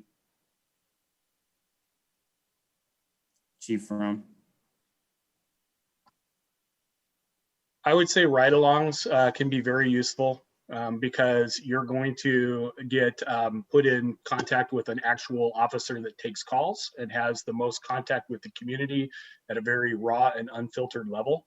So I always recommend those for people. As far as the Citizens Academy, I think there might be ways to deliver the information to PCCEP members that would be easier for them to take. I mean, quite honestly, we're looking at expanding our online learning systems at the Portland Police Bureau to help our officers be able to learn things through video as opposed to having to sit in classrooms as much. I could see where we could probably present or put together learning modules for PCCEP members in a similar way so that they could watch it at their convenience. Ooh. Thank you. Any other comments right now? Okay, what we're gonna do, we'll table this one. I will edit it slightly based off this feedback, and then we'll get it posted within the next couple of days. I like the suggestion of having it by next Monday. And then we will get a special session convened to vote on this sometime either probably early October. Our timeline that we're looking to get PCCEP codified is by around November. So very, very good input from everybody on that. So stay tuned for that and some updates. I'm going to turn it over to Elliot for the next piece of the meeting. Okay, so we're just gonna plow on through. We're a little behind, but this next piece is about the metrics document. So the amici, who are the AMAC and the Mental Albino Ministerial Alliance and the Mental Health Association or Alliance, I never know, are the amici to the settlement agreement. They developed a document which was essentially a community engagement checklist that they were negotiating with the city that would become essentially the standard by which the city would and the court for now would measure whether we're doing enough community engagement. So I took their document and I edited it based on conversations we had had in PCCEP and left it open for other people to comment. And that is what you see under version 1. I will put it into the chat. And then Amy took a stab at doing a different document. And what her document is it kind of, well, she could probably explain it, but what it seems is it's more broad about the mission and about in general the work of the PCCEP. So I was thinking that these are two very different documents, and it seems that either we could vote on each of these, although it seems that Amy's document kind of overlaps with what Lakiana's codification documents do. So maybe, Amy, do you want to comment on how you want to reconcile these two pieces? Actually, given that writing in English is not my specialty, I'm a math person. After reading everybody else, your documents and how it was laid out, it's much better. Mine was just merely to try to put together all the things that PCCEP is currently responsible to do, you know, that a lot of folks didn't know, we haven't talked about. It was to really blend the what do we have to do still kind of thing. But I didn't do a red line version, so it's not going to be easy for people to read. So the version that you did with the redlining and showing, you know, the paragraph, I'm just going to pull mine and call it good as practice, because I didn't lay it out in a way that's easy for people to read. I just laid it out for ideas, not for actual, you know, referencing one over the other. So I really like the one you put out. So I'm just going to pull mine as, you know, practice. Like I said, I'm good. Okay, great. I realize I just didn't do it the way it should have been done. That's easy to read. I'll know better next time. It was a great learning experience. No, and I think it is really, for me, reading through it, I think it's really helpful document to get precisely at that question of what we're doing. So thank you for working on that. And I think as an internal document, it could be really helpful for us. Yeah. So thanks. So let's turn to the version 1, which is the first link I put in there, 766385. And I made very minimal changes because I think in general, in our conversations with Jason Renaud that I had and that other PCCEP members had, the things that they had come up with are things that in general we agree that we would like to do. Some of these are more aspirational than actual mandates that, you know, will be held to. But I'll just talk about the changes then. Public access, under public access, this is the second after that long list, second big item. Point 3, it says public testimony taken before every PCCEP vote, an opportunity for subcommittees to consider modifying each proposal after receiving public testimony before PCCEP votes. So this came up around an issue that happened over a year ago where a subcommittee brought something up and then it was being amended in a way that the subcommittee was not happy with. And so they wanted to sort of take it back. And in general, I think it's a good idea for PCCEP, the full committee, to respect the work of the subcommittees and to work with them.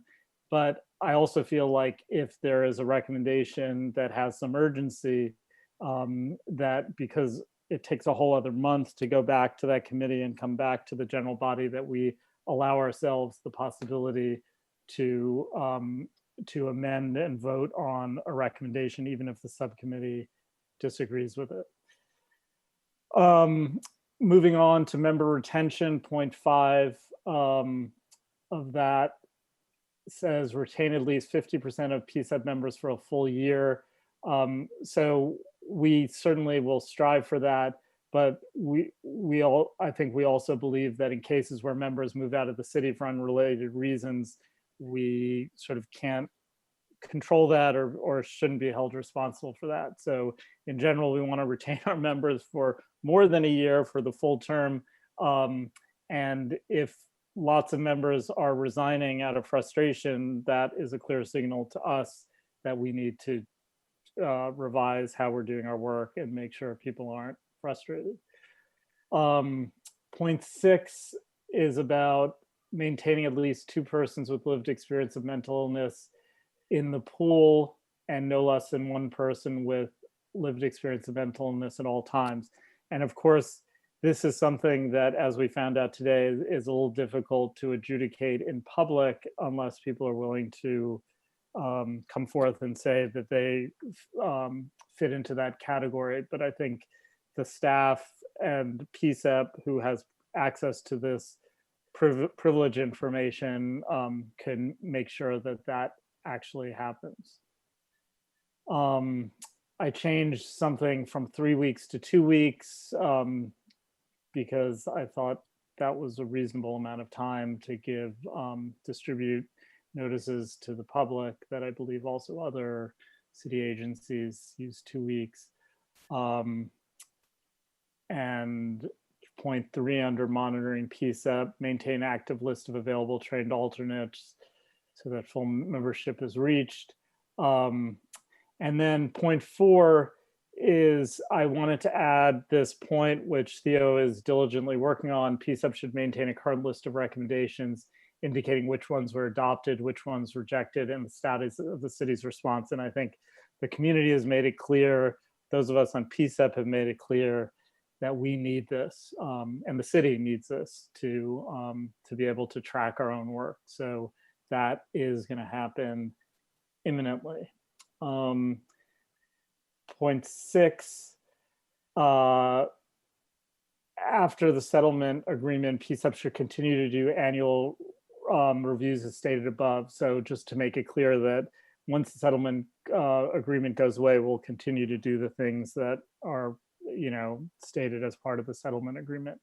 So essentially, this is a very detailed document with a lot of wonky stuff about what they want us to do. So I'm happy to take first some PCCEP comment, although PCCEP has seen this list and gone over it. But if there are things that you feel should be changed or comments you want to make, happy to hear them, and then we'll open it up to the public.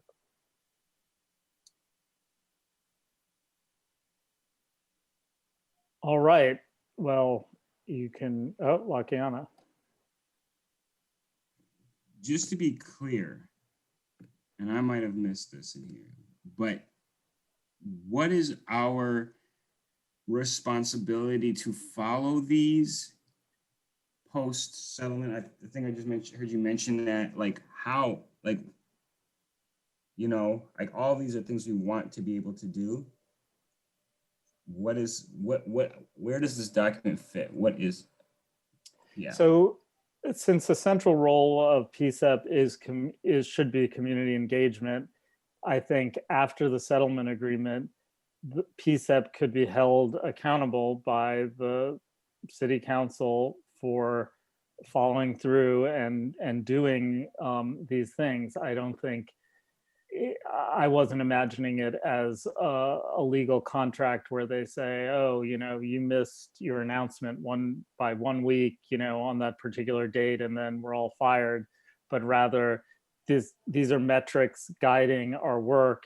The staff knows, PCCEP members know that we're trying to achieve these and that we're measured by this, and that if we're falling short on any particular items, members of the public could point that out, the city council could point that out, people who are paying attention could point that out. We'll no longer have a judge to oversee us, to tell us whether we're doing our jobs or not, but I think the city council would then take on that role.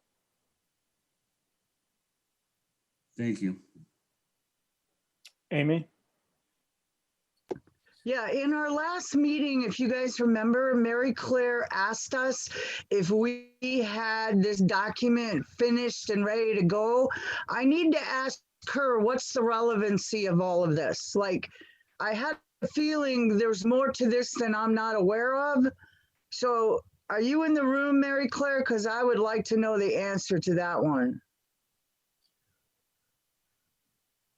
No, because she had asked us at the last meeting, had we completed the metrics document yet? And I'm thinking, well, what's the urgency? I thought it was something we could just, work on.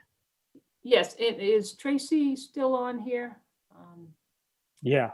I would defer to Tracy. But we've been having meetings, if she's not here, I can just tell you, we've been meeting with AMAC, and actually Dan can probably speak to this too. And we wanted some response before our next meeting with them as to what PCCEP's position was on. These were developed by the Mickey.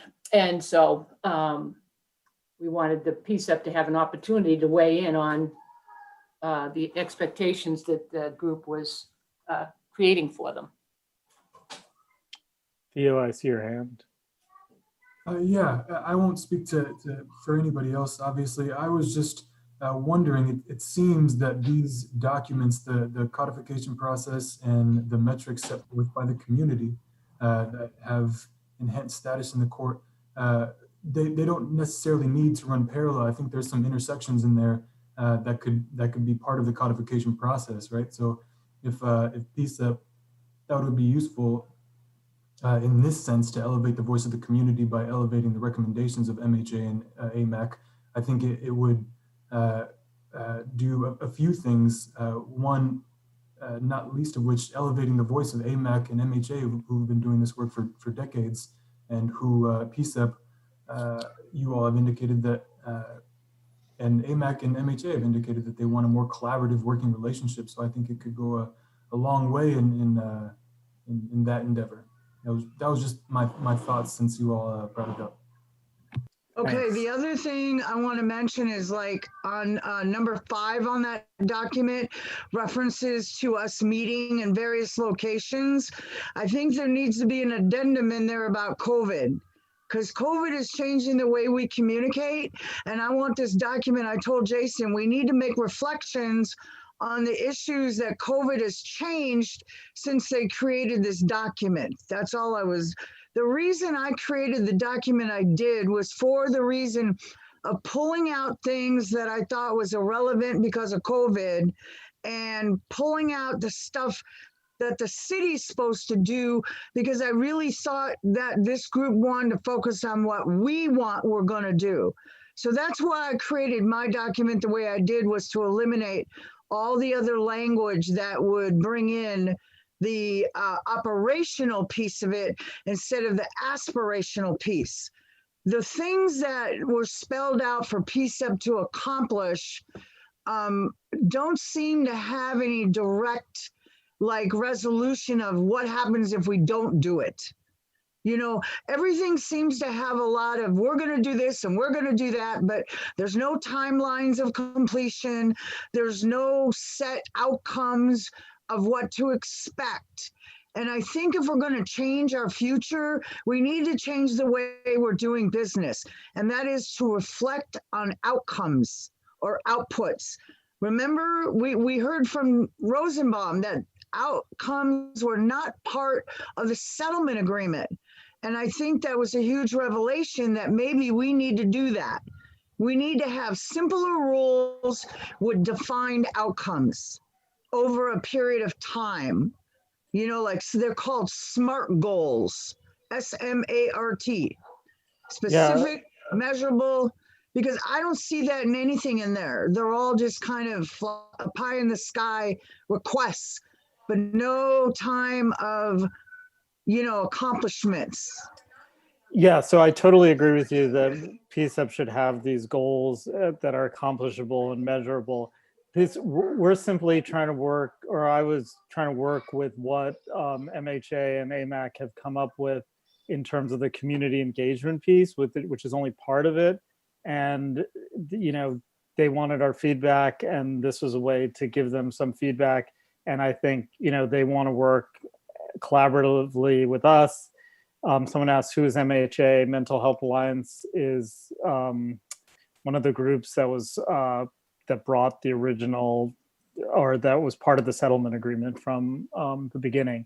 So this is not the end of what PCCEP does, but I do think it's helpful for us to have goals for community engagement, since that is a big part of what we do. I also agree with you, Amy, that we should have measurable outcomes, but that's not in this document that they've come up with, and I think we can come up with those goals ourselves.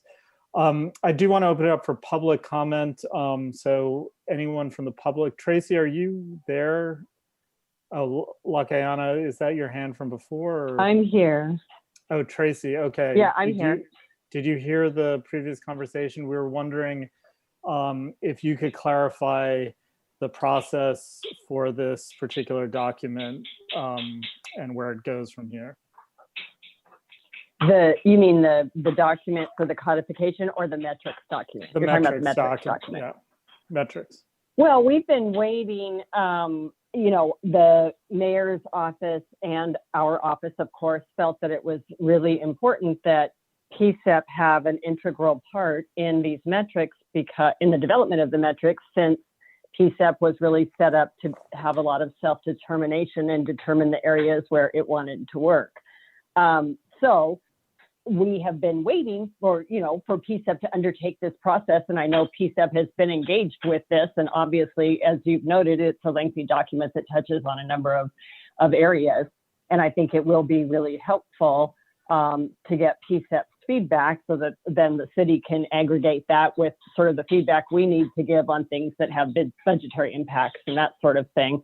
And get, the goal was to have the PCCEP response either go with or be incorporated into, or the city could see PCCEP's response, and then areas that weren't covered, the city could respond to. So I think whatever form PCCEP develops, we will then work to respond to any areas that aren't responded to, if that makes sense.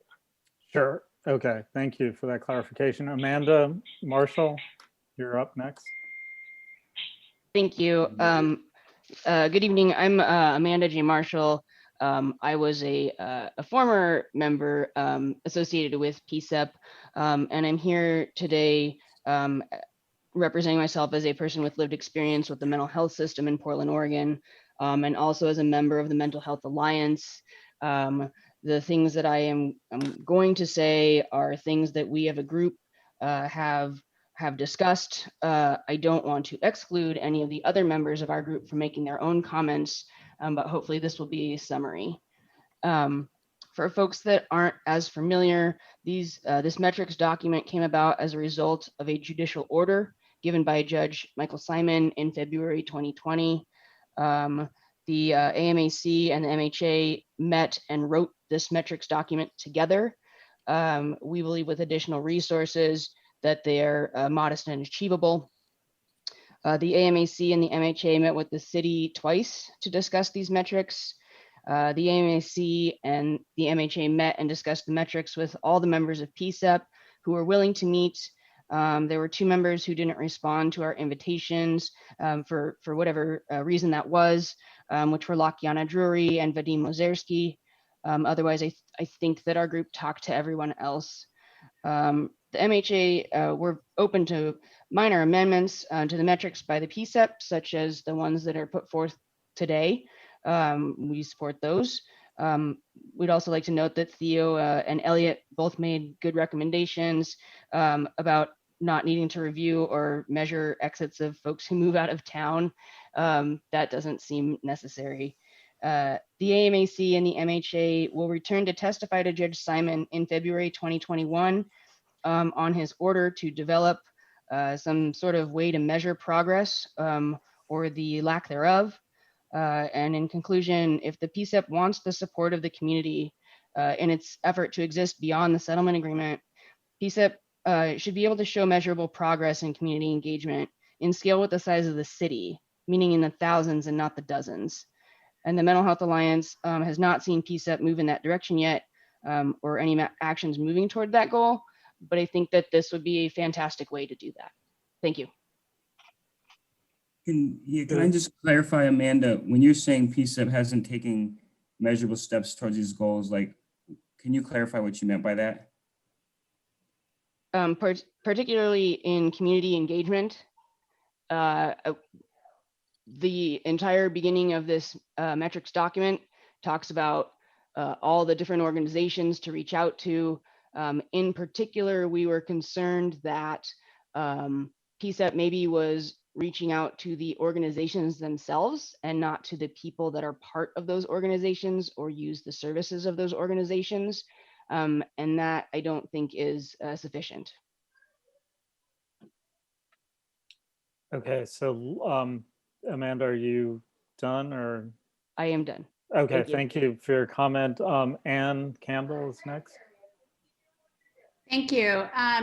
I know that I was part of a meeting with them on this document, and I understand the history of it and the changes that we have put forth with Elliot. And I do believe that there are some measurable pieces in this, and we at PCCEP can move forward to create even more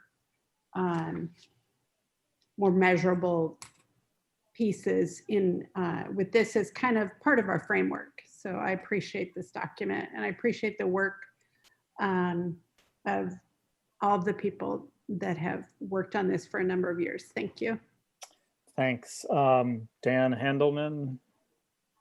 Hi, Dan Handelman, Portland Cop Watch again. I really appreciate, Mr. Young, the way that you frame this, that this is not something where, you know, if the committee slips up on one of these things that you're all going to get, you know, kicked out of your seats. That's not the intention of it at all. It could be a very helpful thing if you're going to be doing an annual assessment of your own work to go through and say, oh, wow, here are the things that we did do and here are the things we didn't do that are on this list. And maybe some outside entities could go through that too, but it'd be helpful for you as an exercise to see how you're doing. There are two slight suggestions I have for the amendments that you are proposing. and this is just coming from me having read it. Now, the AMA Coalition has not had a chance to go over this, but the one about input before a vote, I think that needs to be split into 2 sentences, because right now the part that you're proposing to add would modify both the first and last part of the sentence, and it means that the committee could override the idea of having public input instead of overriding the idea of sending it back to a subcommittee, which I think is the intent. So I think you should break that into 2 sentences. And the other one that says about having at least 2 people with lived experience of mental health in the pool, it should also say with at least 1 person on the committee, so that you're being clear in the second half of the sentence what the difference is between the 2 halves of the sentence. And I also posted in the chat the language that is directly from the transcript of what Judge Simon said in terms of ordering this. Ordering, maybe I see City Attorney Reeve has put in the chat that she doesn't think it was an order. I think that's true, but he asked the groups to do this so that he had something to use to determine whether or not the city's in full compliance and PCCEP is in full compliance with the settlement agreement. So, maybe not technically, legally, it may not be an order, but we need to get these metrics to the judge so that he has something to decide whether or not to finalize this agreement in January or February, really. Thank you. Dan, could you suggest some wording for those 2 suggestions you made in terms of breaking the sentences to clarify? If you could do that and put it in the chat, that might be helpful for us. Sure. Thanks. Patrick?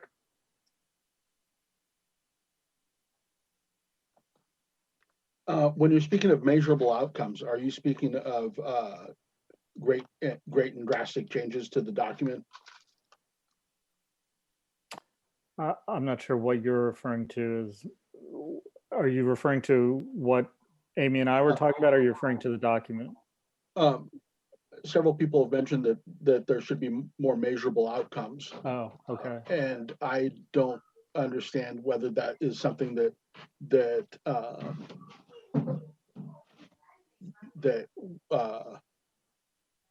is something that you guys will go off alone and decide on your own, or if that's something that other people will be involved in. Yeah, so that's a great question. I think that's something that the community, that's a real major issue for what the role of the PCCEP should be. Rio, I'm in a meeting. Sorry. Thank you for your name. So the issue of coming out with what those outcomes would be, I think the public should be involved in, and then of course we don't have control over whether those outcomes actually happen, but I think we should be cognizant and aware that we're not achieving our outcomes. If the PCCEP exists for 3 years and none of our recommendations are actually adopted, nothing changes in the city, that would suggest that PCCEP is not actually effective, even if we're doing all our work. And I think that kind of thing should be made, we should all know about. I see a thumbs up from Patrick, so we're on the same page. Do you have anything else, Patrick? No, thank you. That was my question. Okay, Susan? Yeah, I sent you guys a picture of what I think is being said a couple months ago, where it looks like what they're asking for is for PCCEP to be sort of a reciprocal, a place for everyone to funnel in their requests of PPB, their concerns, and that PCCEP is going to be that organization that funnels, that tracks all the recommendations and what PPB's response is. Am I sort of getting that correct? I have some questions associated with that, but is that correct? That's kind of what they're saying? Well, I guess Amanda would be a better place to answer that. Amanda, do you want to take that? I don't think that's what we're saying. From the point of the Mental Health Alliance, certainly we are concerned that PCCEP has gone away from the mental health aspect. And that has been a concern of ours. But we also recognize that there are a lot of other groups that are being disproportionately affected by Portland policing. And we also don't want to be exclusive of those groups. And so I think, and this is me, I'm not speaking on behalf of MHA because I don't know what their views are. For me, I think this would be one way to do that. I don't think it would be the only way to make recommendations to the police, but I think this would be one way that the community could do that. Thank you. Okay, so then the question I have, that so in associate, if that is what's happening, that it's multifaceted, lots of communities have input. PCEP's a great place. They're already giving recommendations. Hey, let's just, kind of get this train going and keep track of it. Then it sounds like, like the first page is the groups. And then it also talked about media lists and stuff. It sounds like managing those groups and the media lists is going to be something that's going to be important in any such process. Yes, as I understand it, this is going to involve a lot of community organizing work. And I think embedded in this, without stating it, is a role for hiring a community organizer, which is, I think, what Tracy Reeve was referring to in terms of the budget impact of this kind of thing. So this asks for us to do a lot of great community organizing work, which I think everyone is in favor of. But we're going to need help to do that. So that, will require the city to fund someone to be doing that. Yeah, and I think, I agree. And then the bottom line for what it sounds like they're looking for is the tracking system. It's like, okay, we make recommendations. Where did they go? What did they say? Is this working? Yeah, not only what we are looking for, because frankly, those of us on PCEP haven't been able to track our own work. So I think we're all wanting that to happen. So thank you, Susan. Patrick, you have your hand up again. Oh, and it's down. Okay, so Dan has made, Lakiana has his hand up, yes. I had some questions and comments, but if Dan's gonna go, I'll let Dan go. No, Dan is not raised his hand. Go for it. So I'm still trying to figure out how this document's going to be used, but here's just some things. There's a lot of stuff in this, and I think PCEP in this kind of like, if the point of this document is, here are the things that PCEP should work towards, I'm all in favor of it. But if this is going to be like held up and like, because this is a lot of stuff. This is a lot of stuff for a committee that is volunteer, right? And if this is a document like, hey, these are the things that we want to strive for, then I'm in favor of it. But if this is going to be held up like, you didn't complete section 5 of this thing, then I have some real concerns about that. And I would hope that the Amici groups, if y'all can speak to that, how you want to use this document, because just like a little earlier when it was said that PCEP's not, Amanda, you said something to the effect like PCEP's not working towards these goals currently. And I think that that's just, if that was what was being said, like, I don't know if it was something in particular here or overall, like I think PCEP is working very hard towards community engagement. Okay, so that's not what you said. Okay, so I misinterpreted that. But, that's how I would like to see this document used. If it's like, hey, these are some things that we want to see you guys do, knowing that we're probably not going to hit all of these all the time. There's the rotating locations. I don't know if people have read in here, but there's conducting surveys and focus groups, like PCEP is supposed to conduct those. To 2/3 of these are coming out of the community involvement, 2/3 of the attendees are diverse populations that are attending PCEP meetings. I think that's really hard to do. I mean, I would probably say this meeting is probably close to that, but again, it's hard to tell.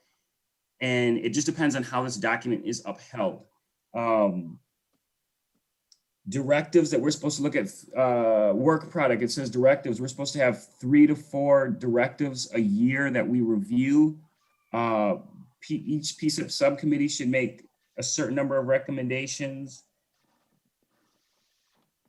So, Lakiana, I hear your concern. What I've heard from Jason, Dan Handelman, Amanda Marshall is that it's not going to, they're not thinking of this as a legalistic document to, like, you know, whip us with every time we commit an infraction. It is, as I understand it, and has been affirmed by the people who are involved in writing it, it is aspirational, as something to help us measure our own community engagement. So my fears were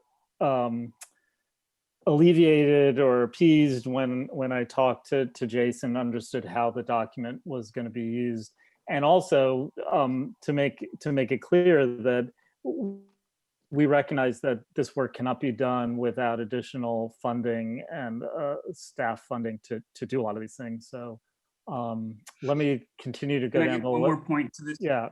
Can I add one more point to this, just to finish my thoughts? I would like to see that language put in here, something about this being an aspirational document. And then also just some clarification around support for it, because how I felt sometimes in the past is like, it's like some things are like said about PCEP, but it's like, we're not getting some of the support we need for it. So just some clarification around that. Oh, and then the final thing is for all of these organizations that are listed in the beginning, if they're acronyms, if they can be listed out what they are, like either in parentheses or something else, so we can understand what they are. Okay, so there are a few people on the list. Tracy, did you have a direct response to Lakiana? I just wanted to mention that I think it's important that if what PCEP is regarding one section, say as we agree that this is our aspiration, or we agree that this is what we will strive for, but if it is more of a aspirational, this is our goals and objectives, rather than this is what we expect to be able to do, that it be stated that way. I certainly believe that all of the amici are extremely well-intentioned and aren't going to try to play gotcha later, but this is a court proceeding, and you know, I do think it's important to have clarity if it's something, and we do think PCEP's own view of what it's agreeing to is very important. So I would just urge that PCEP have clarity about whether something is a goal that PCEP agrees should be the objective, or whether it is something that PCEP actually feels it can achieve and that can be measured. Thank you, that's helpful. Patrick? Yeah, I'm not a lawyer. Tracy's a lawyer. Tracy's your lawyer, probably. I think it's really important to recognize, though, that I was there last year in February when we met before the judge. And shout out to everybody who's going to be there next year. I do think it's important to recognize that last year there was at least in my view, there was a, hey, you guys should probably go back and figure this out moment. And it's taken this long to get it to the point where we're actually talking about figuring it out, what everybody wants. And I would look at it as, if I was you, I would look at it as the amici came and said, hey, since it's not coming up anywhere else, this is what we have in mind.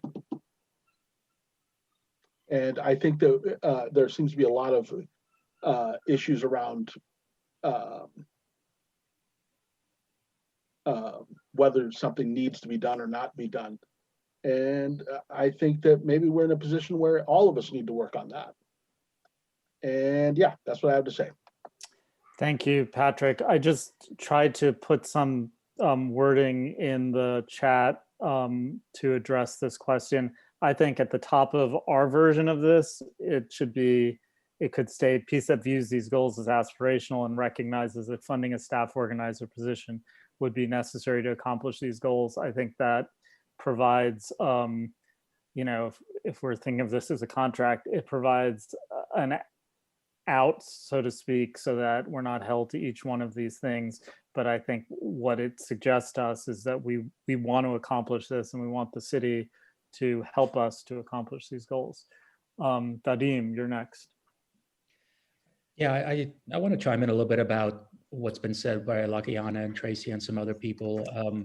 First, I want to acknowledge that the people on PCEP right now are doing a tremendous amount of work. And I think a lot of people that are not participating on a daily basis or looking in from these meetings from the outside don't realize how many other meetings there are, how many other documents people are working on to present to elected officials, to request PPB input on things. It is a tremendous amount of work. And this document adds exponentially a lot more work to, as Lakiana said, volunteers. Nothing wrong with that. I think all these points are worthwhile. I think they would certainly make the organization PCEP better if we were able to do it all. But once again, it depends on who's doing the work.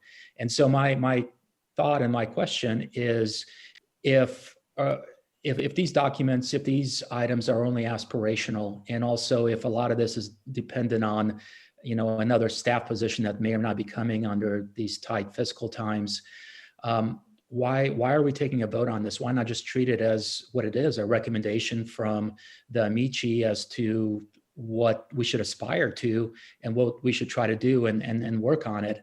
And my thought is, if we take a vote, then we're accepting this as our own responsibility, which unless we have a whole lot more support staff and perhaps even a whole lot more members, is honestly asking for failure. I mean, I'd like to tackle some of these, but there's a lot of work here. Thank you. So Vadim, do you think the phrase I wrote addresses that sufficiently, that we view these goals as aspirational and recognizes that we need a staff organizer to accomplish them? I do, but taking into account that, I mean, why vote on this? What's the benefit of taking a vote versus just trying to do these things as recommended by people? Well, I think the initial goal of this was that the Amici wanted the input of PCEP to say, if these goals are goals for PCEP, we should have a say over them. So this was an effort for us to be able to weigh in on what our own aspirational goals about community organizing should be, rather than, I think when we were presented this in May from an outside group, I think I wasn't at that meeting, but Lakiana expressed feeling like, why weren't we involved in coming up with these goals? And so I think the Amici then integrated us into the process, met with all of us, and solicited our feedback. And so I felt like it was a collaboration, and the vote would just simply be a recognition by PCEP that, yes, we see these as aspirational goals, rather than, an outside body imposing this on us. But I take your point that that we could not vote on it or vote against it and just say this outside, and still take them as aspirational goals. Susan? Yeah, I think they are saying that they want measurement and a feedback loop. That's all they're saying. They want measurement and a feedback loop. And all PCEP has to do is say, what are your measurements? What are you going to commit to? And in the absence of that, they've given you something, but give them what you want to do. Just take this as, okay, this is what they want. Now, this is what we want. Okay, thank you, Amanda. And then Amy. I'll keep my comments brief, but I really did want to address this just in light of the fact that I have a history with this group. If, for what it's worth, I'm not out to thwart you guys. The Mental Health Alliance is not out to thwart you guys. The Albina Ministerial Alliance Coalition is not out to thwart you guys. You folks are the ones that have the setup for the community outreach. You folks are doing the work. You folks are trying hard. We see that. We want to make you more successful, and these are our suggestions for how you might be able to do that for accountability to the community. I know from the Mental Health Alliance, we're not looking for you to strictly comply with every single sentence, that we're going to come try to ding you if you miss one word in a sentence. We truly are trying to help each other to help the community. And I don't know if that alleviates anyone's concerns or doesn't, but I did want to put that out there because I do have a history with this group, and I know it's been contentious in the past, and that's not where I am coming from, and that's not where I believe the Amici are coming from either. Thank you. Amy had her hand up, and then Vadim. Yeah, something just came to my mind. If this group, Amici group, is going to report back to the judge in February on PCCEP's progress within the statements listed in these documents, I feel like I'm getting a two-sided conversation. Like, what's going to happen with the judge in February? Are we going to get a good report? Are we going to get a bad report? And why would you go back to the judge and kind of say we're not doing anything when COVID has changed our entire reality? And a lot of these groups that are on that list, I myself and others have participated with, and I have invited so many people to the table and they don't want to come. So I'm looking at community organizing now. Getting 200-300 people on a Zoom call is amazing, given that I could never get that many people in a room to begin with. So I'm just kind of concerned that the focus on getting community organizing was pre-COVID. And we really need to think about the fact that people are not going to go to meetings, they're not going to go into community events, and we're not going to have the access that we used to meeting people.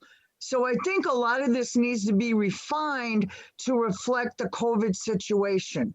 And that's just kind of my take, and been that way the whole time I've read it, is like a lot of it with YouTube and Zoom and Facebook. Those are the words that need to be in the documents if we're going to show that we're adapting to the current times rather than before COVID.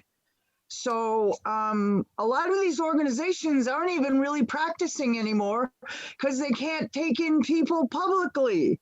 So it's limited. Everything is limited. And then you have your technology, which further limits people's capabilities of getting on calls.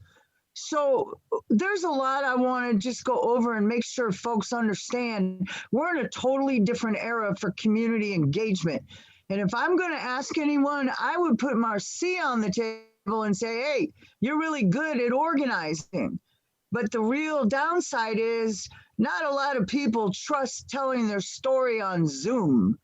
So I really want everybody to think about that when we're looking at these metrics. Do they reflect the current state of our community? I don't think so. I think they're out of touch.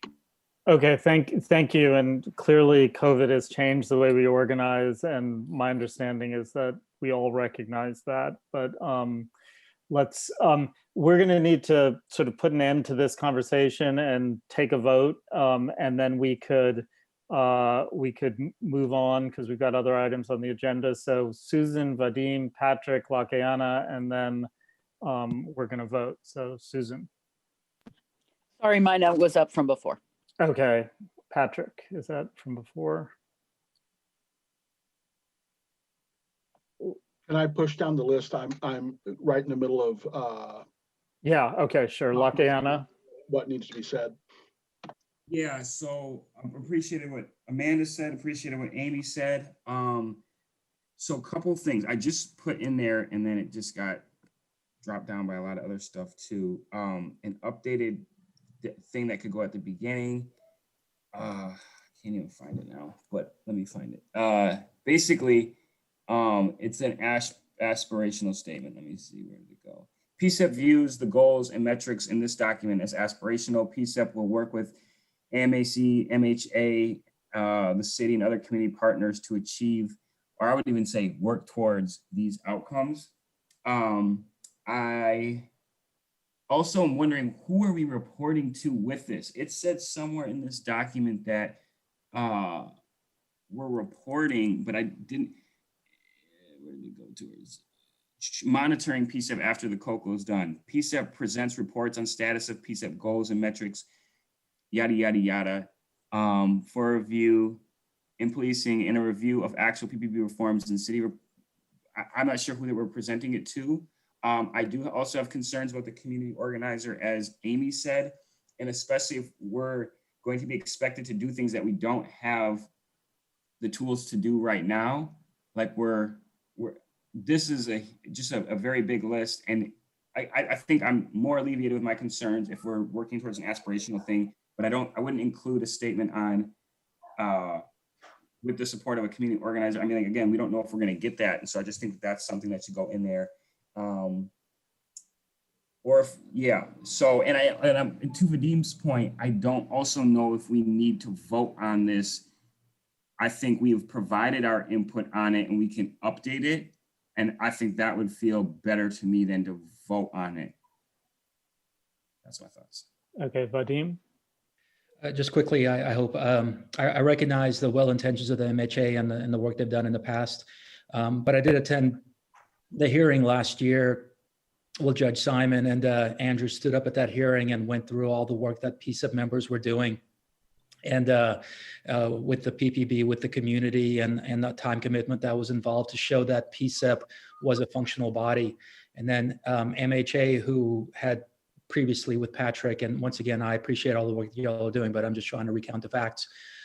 Patrick and Amanda disbanded the mental health subcommittee at that point in time, and then stood up to Judge Simon and pointed to that, their own disbanding of the subcommittee, as evidence that PCCEP was not functional. So I just don't want to put us in a situation where we're setting ourselves up for failure. I want to work on all these. I want more resources if possible, for sure. But at the same time, I don't know whether all these things are something that we can accomplish by February, and what the result will be at the February's hearing if these things are held up and people say, look, PCCEP has not accomplished Section A, Section B, Section C, Section D. That's my concern. Thank you. Okay, Patrick? With respect to Tracy and whether it was a demand or an ask or whatever, he did ask us all to work together, and we took this to the city, and the city was less than interested, and we've taken this now to the PCCEP, and this PCCEP seems less than interested. And me personally, I will be happy to meet you guys in February, and we can talk about it then. But I think that all of us would be much happier to talk about it now and get something that we can all work together on, right? Thank you. Yeah, I personally agree with that. I see this as collaborative. I see this as trying to support PCCEP's work. I think there are things we have not done, like Dan, I think, mentioned the quarterly reports. I think there are other things we haven't done which we should be doing. And I think the public should hold us accountable, and it's helpful for us to know what we need to be doing. But there has been the question raised about whether we want to vote on this. So I think we should first vote on whether we want to vote on it. And if there's a majority who wants to vote on it, we will vote on it. If majority of people don't think we should vote on it, then I think that's how we'll go. Patrick, you have your hand raised again? Yeah, I think if nobody wants to vote on it, you should not vote on it. That seems a great idea. Right. So let's take that vote. All in favor of Theo? Yeah, I just wanted to mention that if you all decide not to vote on it, to be clear, it doesn't change anything. I don't want it to seem like to the community that it's disregarded if there's not a vote on it. It's still a recommendation. It's still in conversation with the city and PCCEP. it doesn't change the fact that the Amici recommended these metrics, and PCEP has them, and they can have further discussions around them. So like a vote not to vote on it, it doesn't necessarily change how the metrics are perceived.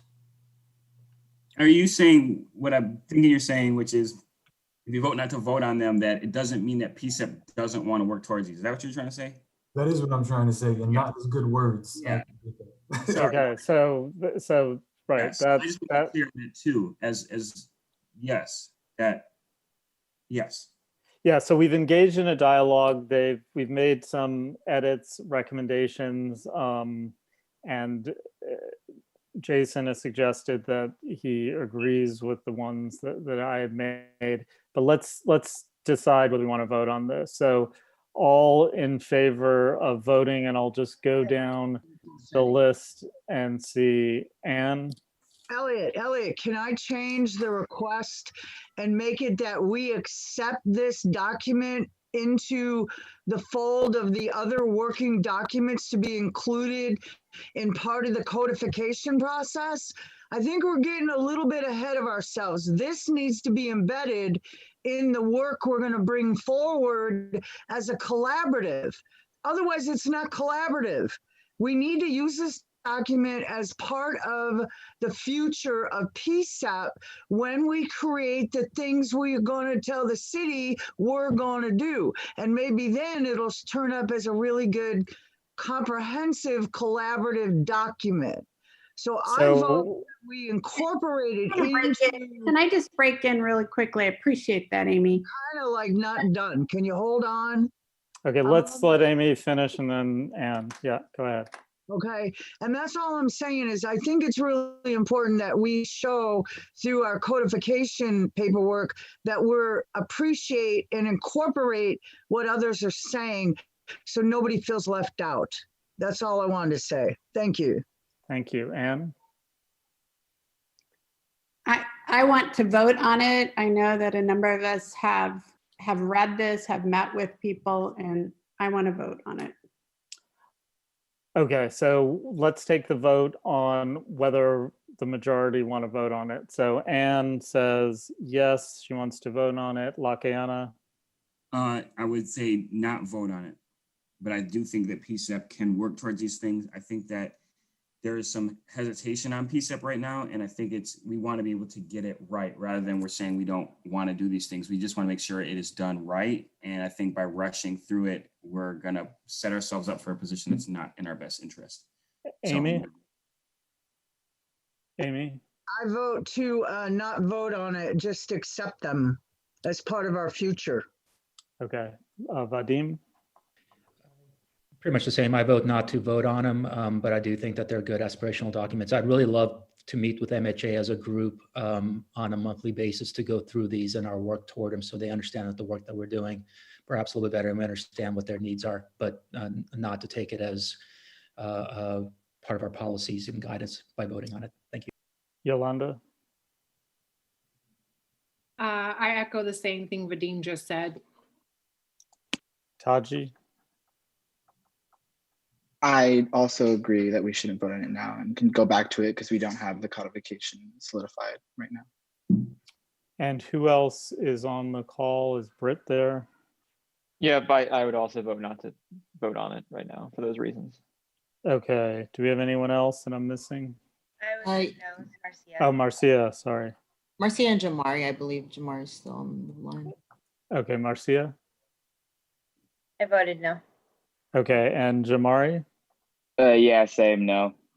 Okay, well and I vote yes, so the noes have it. We will not vote on it, but I guess let the record reflect that the PCEP members were interested in incorporating this document as we work forward towards codification. And I think the sentiment is that this should not be looked at as a rejection of the things in this document, but rather that at this time, we don't want to sign on to all of the specifics of this document as a committee. Okay. Can I also just, can I add that I like Vadim's suggestion of meeting with MHA. I think a follow-up conversation about what to do next would be best. I would like to figure that out with Amanda and other folks, Jason, whoever that is, about how we continue this so it doesn't just end here. That's my Sure. Yeah, we will continue the conversation. So next up on our agenda, and I'm not gonna, because we only got half an hour, take a break, even though that's brutal and terrible practice. But if we're gonna get through this stuff, I think we need to move ahead. So let us move to a statement on violence in the community. And this is a statement that was drafted by Vadim. Would you like to share it in the chat and speak to it, Vadim? Thank you. Let me copy and paste it into the chat. It's, I think, also on shared screen. Okay, so it's on shared screen. So I'll read it out loud first, and then I have a brief statement to make. The statement is as follows. This summer, we witnessed Portlanders come together to seek racial justice in light of the many Black and brown men and women who have been killed by police here and throughout the United States. These united voices have justifiably brought needed attention to past failures to reform police practices.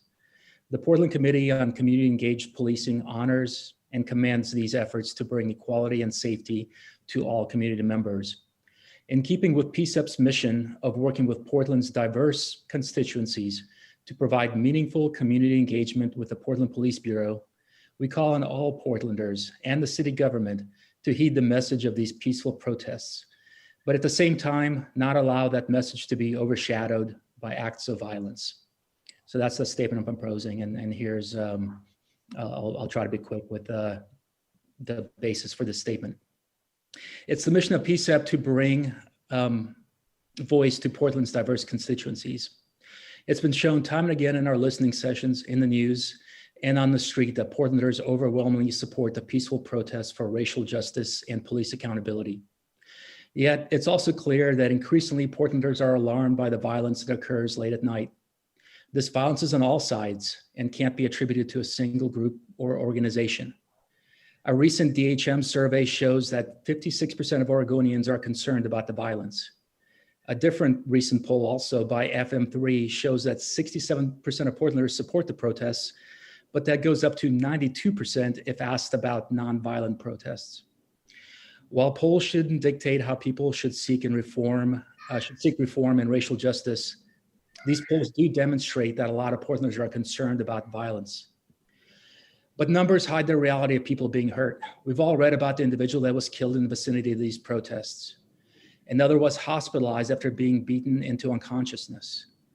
Many bystanders and protesters have been hurt by police response when dispersing crowds. On the other side, almost 200 police officers have been hurt, some seriously. Each individual that has been hurt is part of our community. Each individual that has voiced their concerns and even their fears is part of our community. And to bring this to a personal level, I'd like to quote a recent newspaper article. And this is quote, Terrence Moses was watching protesters against police brutality march down his quiet residential street one recent evening when some in the group of a few hundred suddenly stopped and started yelling. And this is quoting from them, from Mr. Moses. It went from a peaceful march calling out the names to all of a sudden, bang, how dare you fly the American flag? And Mr. Moses, who is Black and runs a nonprofit group in the Portland, Oregon area, said Mr. Moses. They said, take it down. They wouldn't leave. They said they're going to come back and burn the house down. And this is quoting from Mr. Moses again. We don't go around terrorizing folks to try and force them to do something they don't want to do, said Mr. Moses, whose nonprofit group provides support for local homeless people. I'm a veteran. I'm for these liberties. This weekend, more violence is expected in North Portland. Many community leaders have already spoken out against the violence that has been occurring, including Senator Lou Frederick, House Speaker Tina Kotek, the governor, the mayor, and 4 current and future commissioners: Black American Chamber of Commerce, Oregon Commission on Black Affairs, Oregon Commission on Hispanic Affairs, Muslim Educational Trust, NAACP of Portland, Oasis of Praise International Ministries, Oregon Latinx Leadership Network, Unite Oregon, and many, many others. These people and the people they represent are our community as well. We should elevate their voices. Personally, I would not dictate morals to anyone, but it's my personal belief that speaking against violence, wherever it originates, and against whomever it is used, is the moral and the right thing to do. And it furthers PCEP's mission of getting community involvement in police affairs and bringing the two sides together. So lastly, let me just quote 3 people that are, I think, very important to quote in general. Martin Luther King said, "Returning hate to hate multiplies hate, adding deeper darkness to a night already devoid of stars. Darkness cannot drive out darkness, only light can do that. Hate cannot drive out hate, only love can do that. Hate multiplies hate, violence multiplies violence, and toughness multiplies toughness in a descending spiral of destruction." Gandhi said, I object to violence because when it appears to do good, the good is only temporary. The evil it does is permanent." And President Obama most recently said, "So let's not excuse violence or rationalize it or participate in it. If we want our criminal justice system and American society at large to operate on a higher ethical code, then we have to model that code ourselves." And so this is a very balanced statement. It's not about violence on any side. It is against the violence that everyone acknowledges is taking place and more Portlanders are concerned about. Let's recognize those Portlanders and let's try to bridge the gap between the people that are seeking peace, seeking reform, seeking racial justice, and those acts that a lot of people feel are hurting that from all sides. Thank you very much. Thank you, Vadim, for presenting that. I'll take PCEP comment now, and then the public will have a chance for comment afterwards. Elliot, can you hear me okay? Taji, yes. Okay, great. I voiced in multiple emails already my stance on this, and I sort of just want to close out by quoting, or not close out, but sort of just synthesize what I'm saying in regards to my opinion and the opinion of many community members, and not those who are elected officials who are some war criminals. So I think it's interesting to quote someone who's in that community, and this was by a organizer named Lilith Sinclair, who said, "There's a vested interest in the state to be able to present which protest is good or bad because it's a way to attempt to keep people complicit. I don't believe that destroying the systems of oppression that we exist in is violent, considering the fact that none of these systems are in and of themselves alive." Sinclair said that protest is supposed to be disruptive. If the mayor and police approve of a protest, then they think people need to rethink what it means to protest. And so I urge PCEP members to understand what we're doing is denouncing some of the fight that it's going to take for us to have racial justice and have these reforms. It's all protests. So thank you so much. Thank you, Taji. Any other PCEP members want to comment?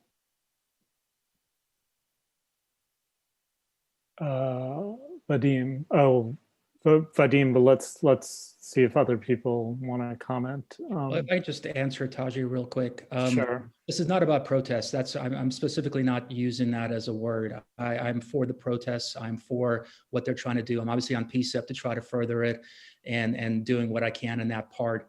I've been to the protest myself. I've witnessed what's going on. I've been to the peaceful protests, and I've also seen the eruption of violence. It's not about the protests. It's about people being afraid out there. And so, yes, there are people that want the protests, but do people really want people being shot? Do people really want the police violence? And I'm not saying it's protest violence. I'm not saying it's police violence. There's violence to go all around, and it needs to stop. That's my point. Thank you. Okay, Anne. Thank you, Vadim and Taji. I have a question, Vadim. I read this statement and you read it to us today, and I'm not totally understanding what you're asking for. You want us to say that we do not agree with the violence, but when you talked further about this, you said that you specifically talked about violence, well, with the flag that protesters were were perpetrating on others. You didn't talk about the police violence and the many protesters that have sustained injuries at the hands of the police. So I'm a little unclear as to exactly, I don't really totally get it. Oh, that's perfectly understandable. I did say, and I quote, many bystanders and protesters have been hurt by police response when dispersing crowds. I'm fully cognizant that, like I said, there's not one side or one group that is causing the violence, but I think that there's a lot of Portlanders out there that are very concerned. You look at the polls, you talk to people out there, and easily half the Portlanders, if not much higher, are very concerned about violence happening on a daily basis as a result of this. Violence by the police, violence by protesters, violence by other people. I don't really know who's causing all this violence. I wouldn't want to attribute it to protesters because there could be people just coming by and joining in. There's, you know, the media has covered it. It's hard to tell where this is all coming from. But until it stops, I feel it's really hard to move forward. And I'm asking for it to stop on behalf of the police. I'm asking it to stop on behalf of anybody else causing the violence down there. You know, otherwise, you know, do we really believe that MLK, Gandhi, Obama, and all these other people, do they have the best idea of what it means to cause change? You know, these are the people that have caused great change. And if we are asking for that change, maybe we should also likewise, you know, respond to the people that are calling for peace. I appreciate that. However, I'm wondering about the violence that has happened over hundreds of years to the Black people in our community. And I'm totally against that as well. Thank you.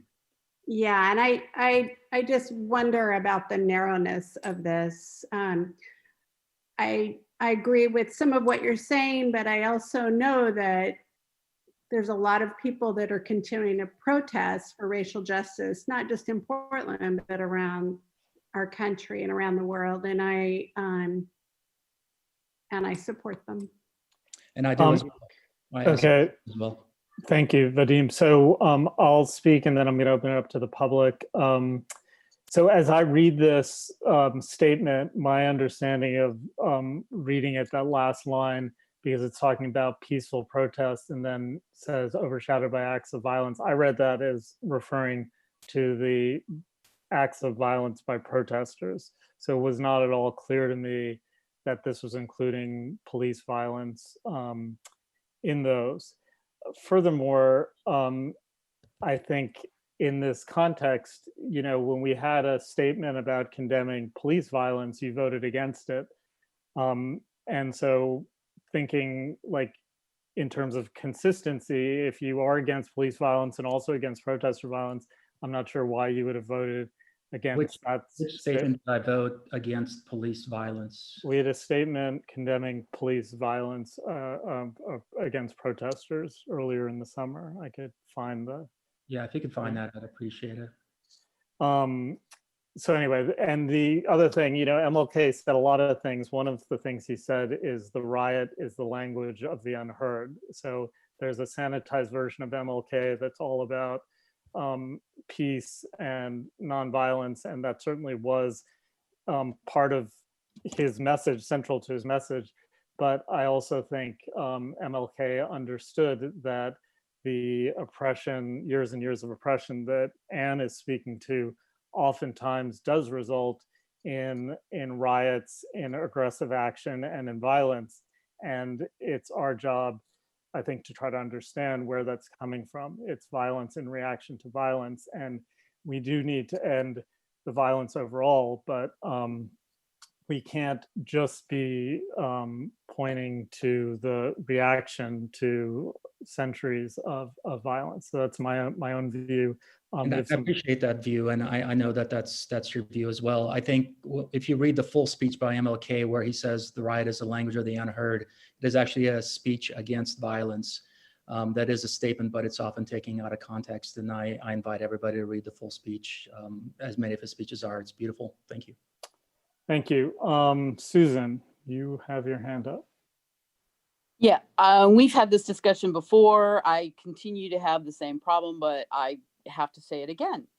PCEP can't get your act together to get your matrix and your processes together and your recommendations tracked, and yet Vadim has time to condemn our community, and we don't. It is bringing both sides together is not related to saying no violence, telling your community that you shouldn't have violence. This is so outside of your goal, your mission. Thank you, And Susan. you have a chance of alienating anyone that any of the community that we're actually supposed to be interacting with. Thank you for your comment. Britt, you're up. Yeah, I was going to say something with a similar thrust. Like, Vadim, you know, I think you're well intentioned here, but like one of the problems is, and we're seeing it as we're having this conversation, is that not everyone agrees on what a statement like that means. We don't know what this violence, how you can quantify that, or who's doing it. And so, if there's any chance it's going to be inflammatory to people, with our job being, you know, a welcoming body for community members, and I just don't think it's worth it. I don't know what it achieves or what it's going to do, even if it were effective. But considering that there is ambiguity and that it could be, you know, harmful to people, I don't think it's something we want to do. Okay, Patrick. Can I? Lacana, you can go after Patrick. No, go ahead, Lacana. I want to hear this. Yeah, I would just suggest that in the interest of time, we just vote on it. I had suggested before that with Vadim's statement, we just take as is, and to get into the merits of whether it's what people feel, I would just rather vote on it. Okay, but we have a process of listening to the public, and I think we do need, in the interest of time, to cut it short. But Patrick, you have your last hand up, and then we will move to a vote. Patrick? Yeah. First of all, I was hoping that I could get a copy of this emailed to me, as I would like to spread it around. It's kind of entertaining. And then secondly, I was hoping to say that this is the first vote that you guys have had since I left where I'm happy I don't get to vote, because it would be embarrassing to have to vote no on this and say, yeah, I was associated with this. Okay, thank you. If you want the text, it's on the agenda. It's listed. There's a link to the text. So let's move on to the vote. And I'll just go down the list. This is a vote to adopt this statement on behalf of PCEP as written and drafted there. So Anne? No. Lacana? No. Amy? No. Vadim? Yes, and my heart goes out to all the people that are experiencing violence and all the people that might experience violence, and I really hope that, you know, Wait a some minute. stand up for them. Thank Solve you. my problem first, you guys. Okay, solve my problem first, Vadim. Excuse me? Let's move on. Yolanda? Oh, Sorry, no, sorry. Okay. Taji? I think Taji left. Okay. Taji voted no. Okay. Britt? No. Marcia? No. Jamari? No. And I will vote no. So the motion does not pass. And we will move on to our last subject. We don't have a lot of time, but I do want to present this, see how far we can get. This is the reconciliation, youth reconciliation. Can we? Identification. Oh, identification, sorry. Go ahead, Ann. Can I ask a quick question? Can we extend so that by 15 minutes so that we could give them the time they requested for this? I think that's a great idea, and I apologize to everyone Thank you, Ann. indulging or to abusing your time. So let's move on quickly. Taji, you or Britt? Yeah, unfortunately, Taji had to go for a family dinner Okay. thing, but I'm here, and then as well as Brian Betcone, I believe he's here on the call, and he was also one of the draftees or people who drafted it. So yeah, it is linked. I'll just give a brief overview. Brian brought this issue to us a few meetings ago, and he's also been generally involved in the PCCEP work, and basically seeking a better way to uniformly identify officers. I know it's something that's come up a lot in protests, especially when it comes to holding officers accountable. For example, individuals, community members aren't able to see who they're interacting with, who they might think they've been wronged by, so they can't report that later to the IPR. But then the mayor himself, as well as the IPR director, both told us that they've had a problem in video evidence identifying officers, because protests are already chaotic, and then if you can't see a large badge, or if they've covered up the badge or obstructed it in some other way, there's just no way to see who that is. And so there have been multiple instances where they haven't been able to hold officers accountable. At the same time, when they are able to see the badge, the mayor did share with us that he has been able to relieve a few officers from their duty, in those instances. So it is definitely something that could work if the system were set up properly. So the directive, or our recommendation, relates to the current PBB directive 031250. Referencing that language and our view as to how it can be improved. And then we also connect this to the ongoing discussion or the legislative concept in the Oregon State Legislature right now that's moving forward, but that probably won't be going into effect until like next year. So it's really Portland's chance here to get ahead of that and to say, we stand for this right now. Specifically in terms of the change, it is making sure that there is a clear name on the front, as well as on the helmet, or the numbers on the helmet, and then there's also the name on the back. So those are the sort of three change points right there. Hope that was effective. Yeah, thanks, Britt, for that very effective and efficient presentation. So let's take PCCEP comment quickly, and then public comment, and hopefully get to a vote. Let me see if anyone has their hand raised. I don't see any hand raised. I'll just say that I think this is a really great recommendation, and one that's very timely, one that lots of different actors in the city, as you noted, are calling for. And I think there's an urgency to pass this so that it could hopefully be implemented quickly and help at least redress some of the questions around police use of force. Okay, any other PCCEP comment? Anne has her hand up. Yeah. Oh, sorry, I was looking at the participants and not you. Sorry. I think this is really well done, and I really appreciate the work that was put into it and totally support it. Thank you very much.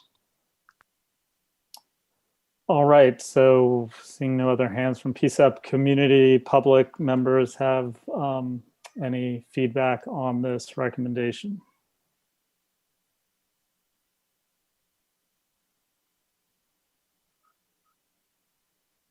My name is Brian. I just wanted to thank Taji and Britt for helping to make this happen in their work.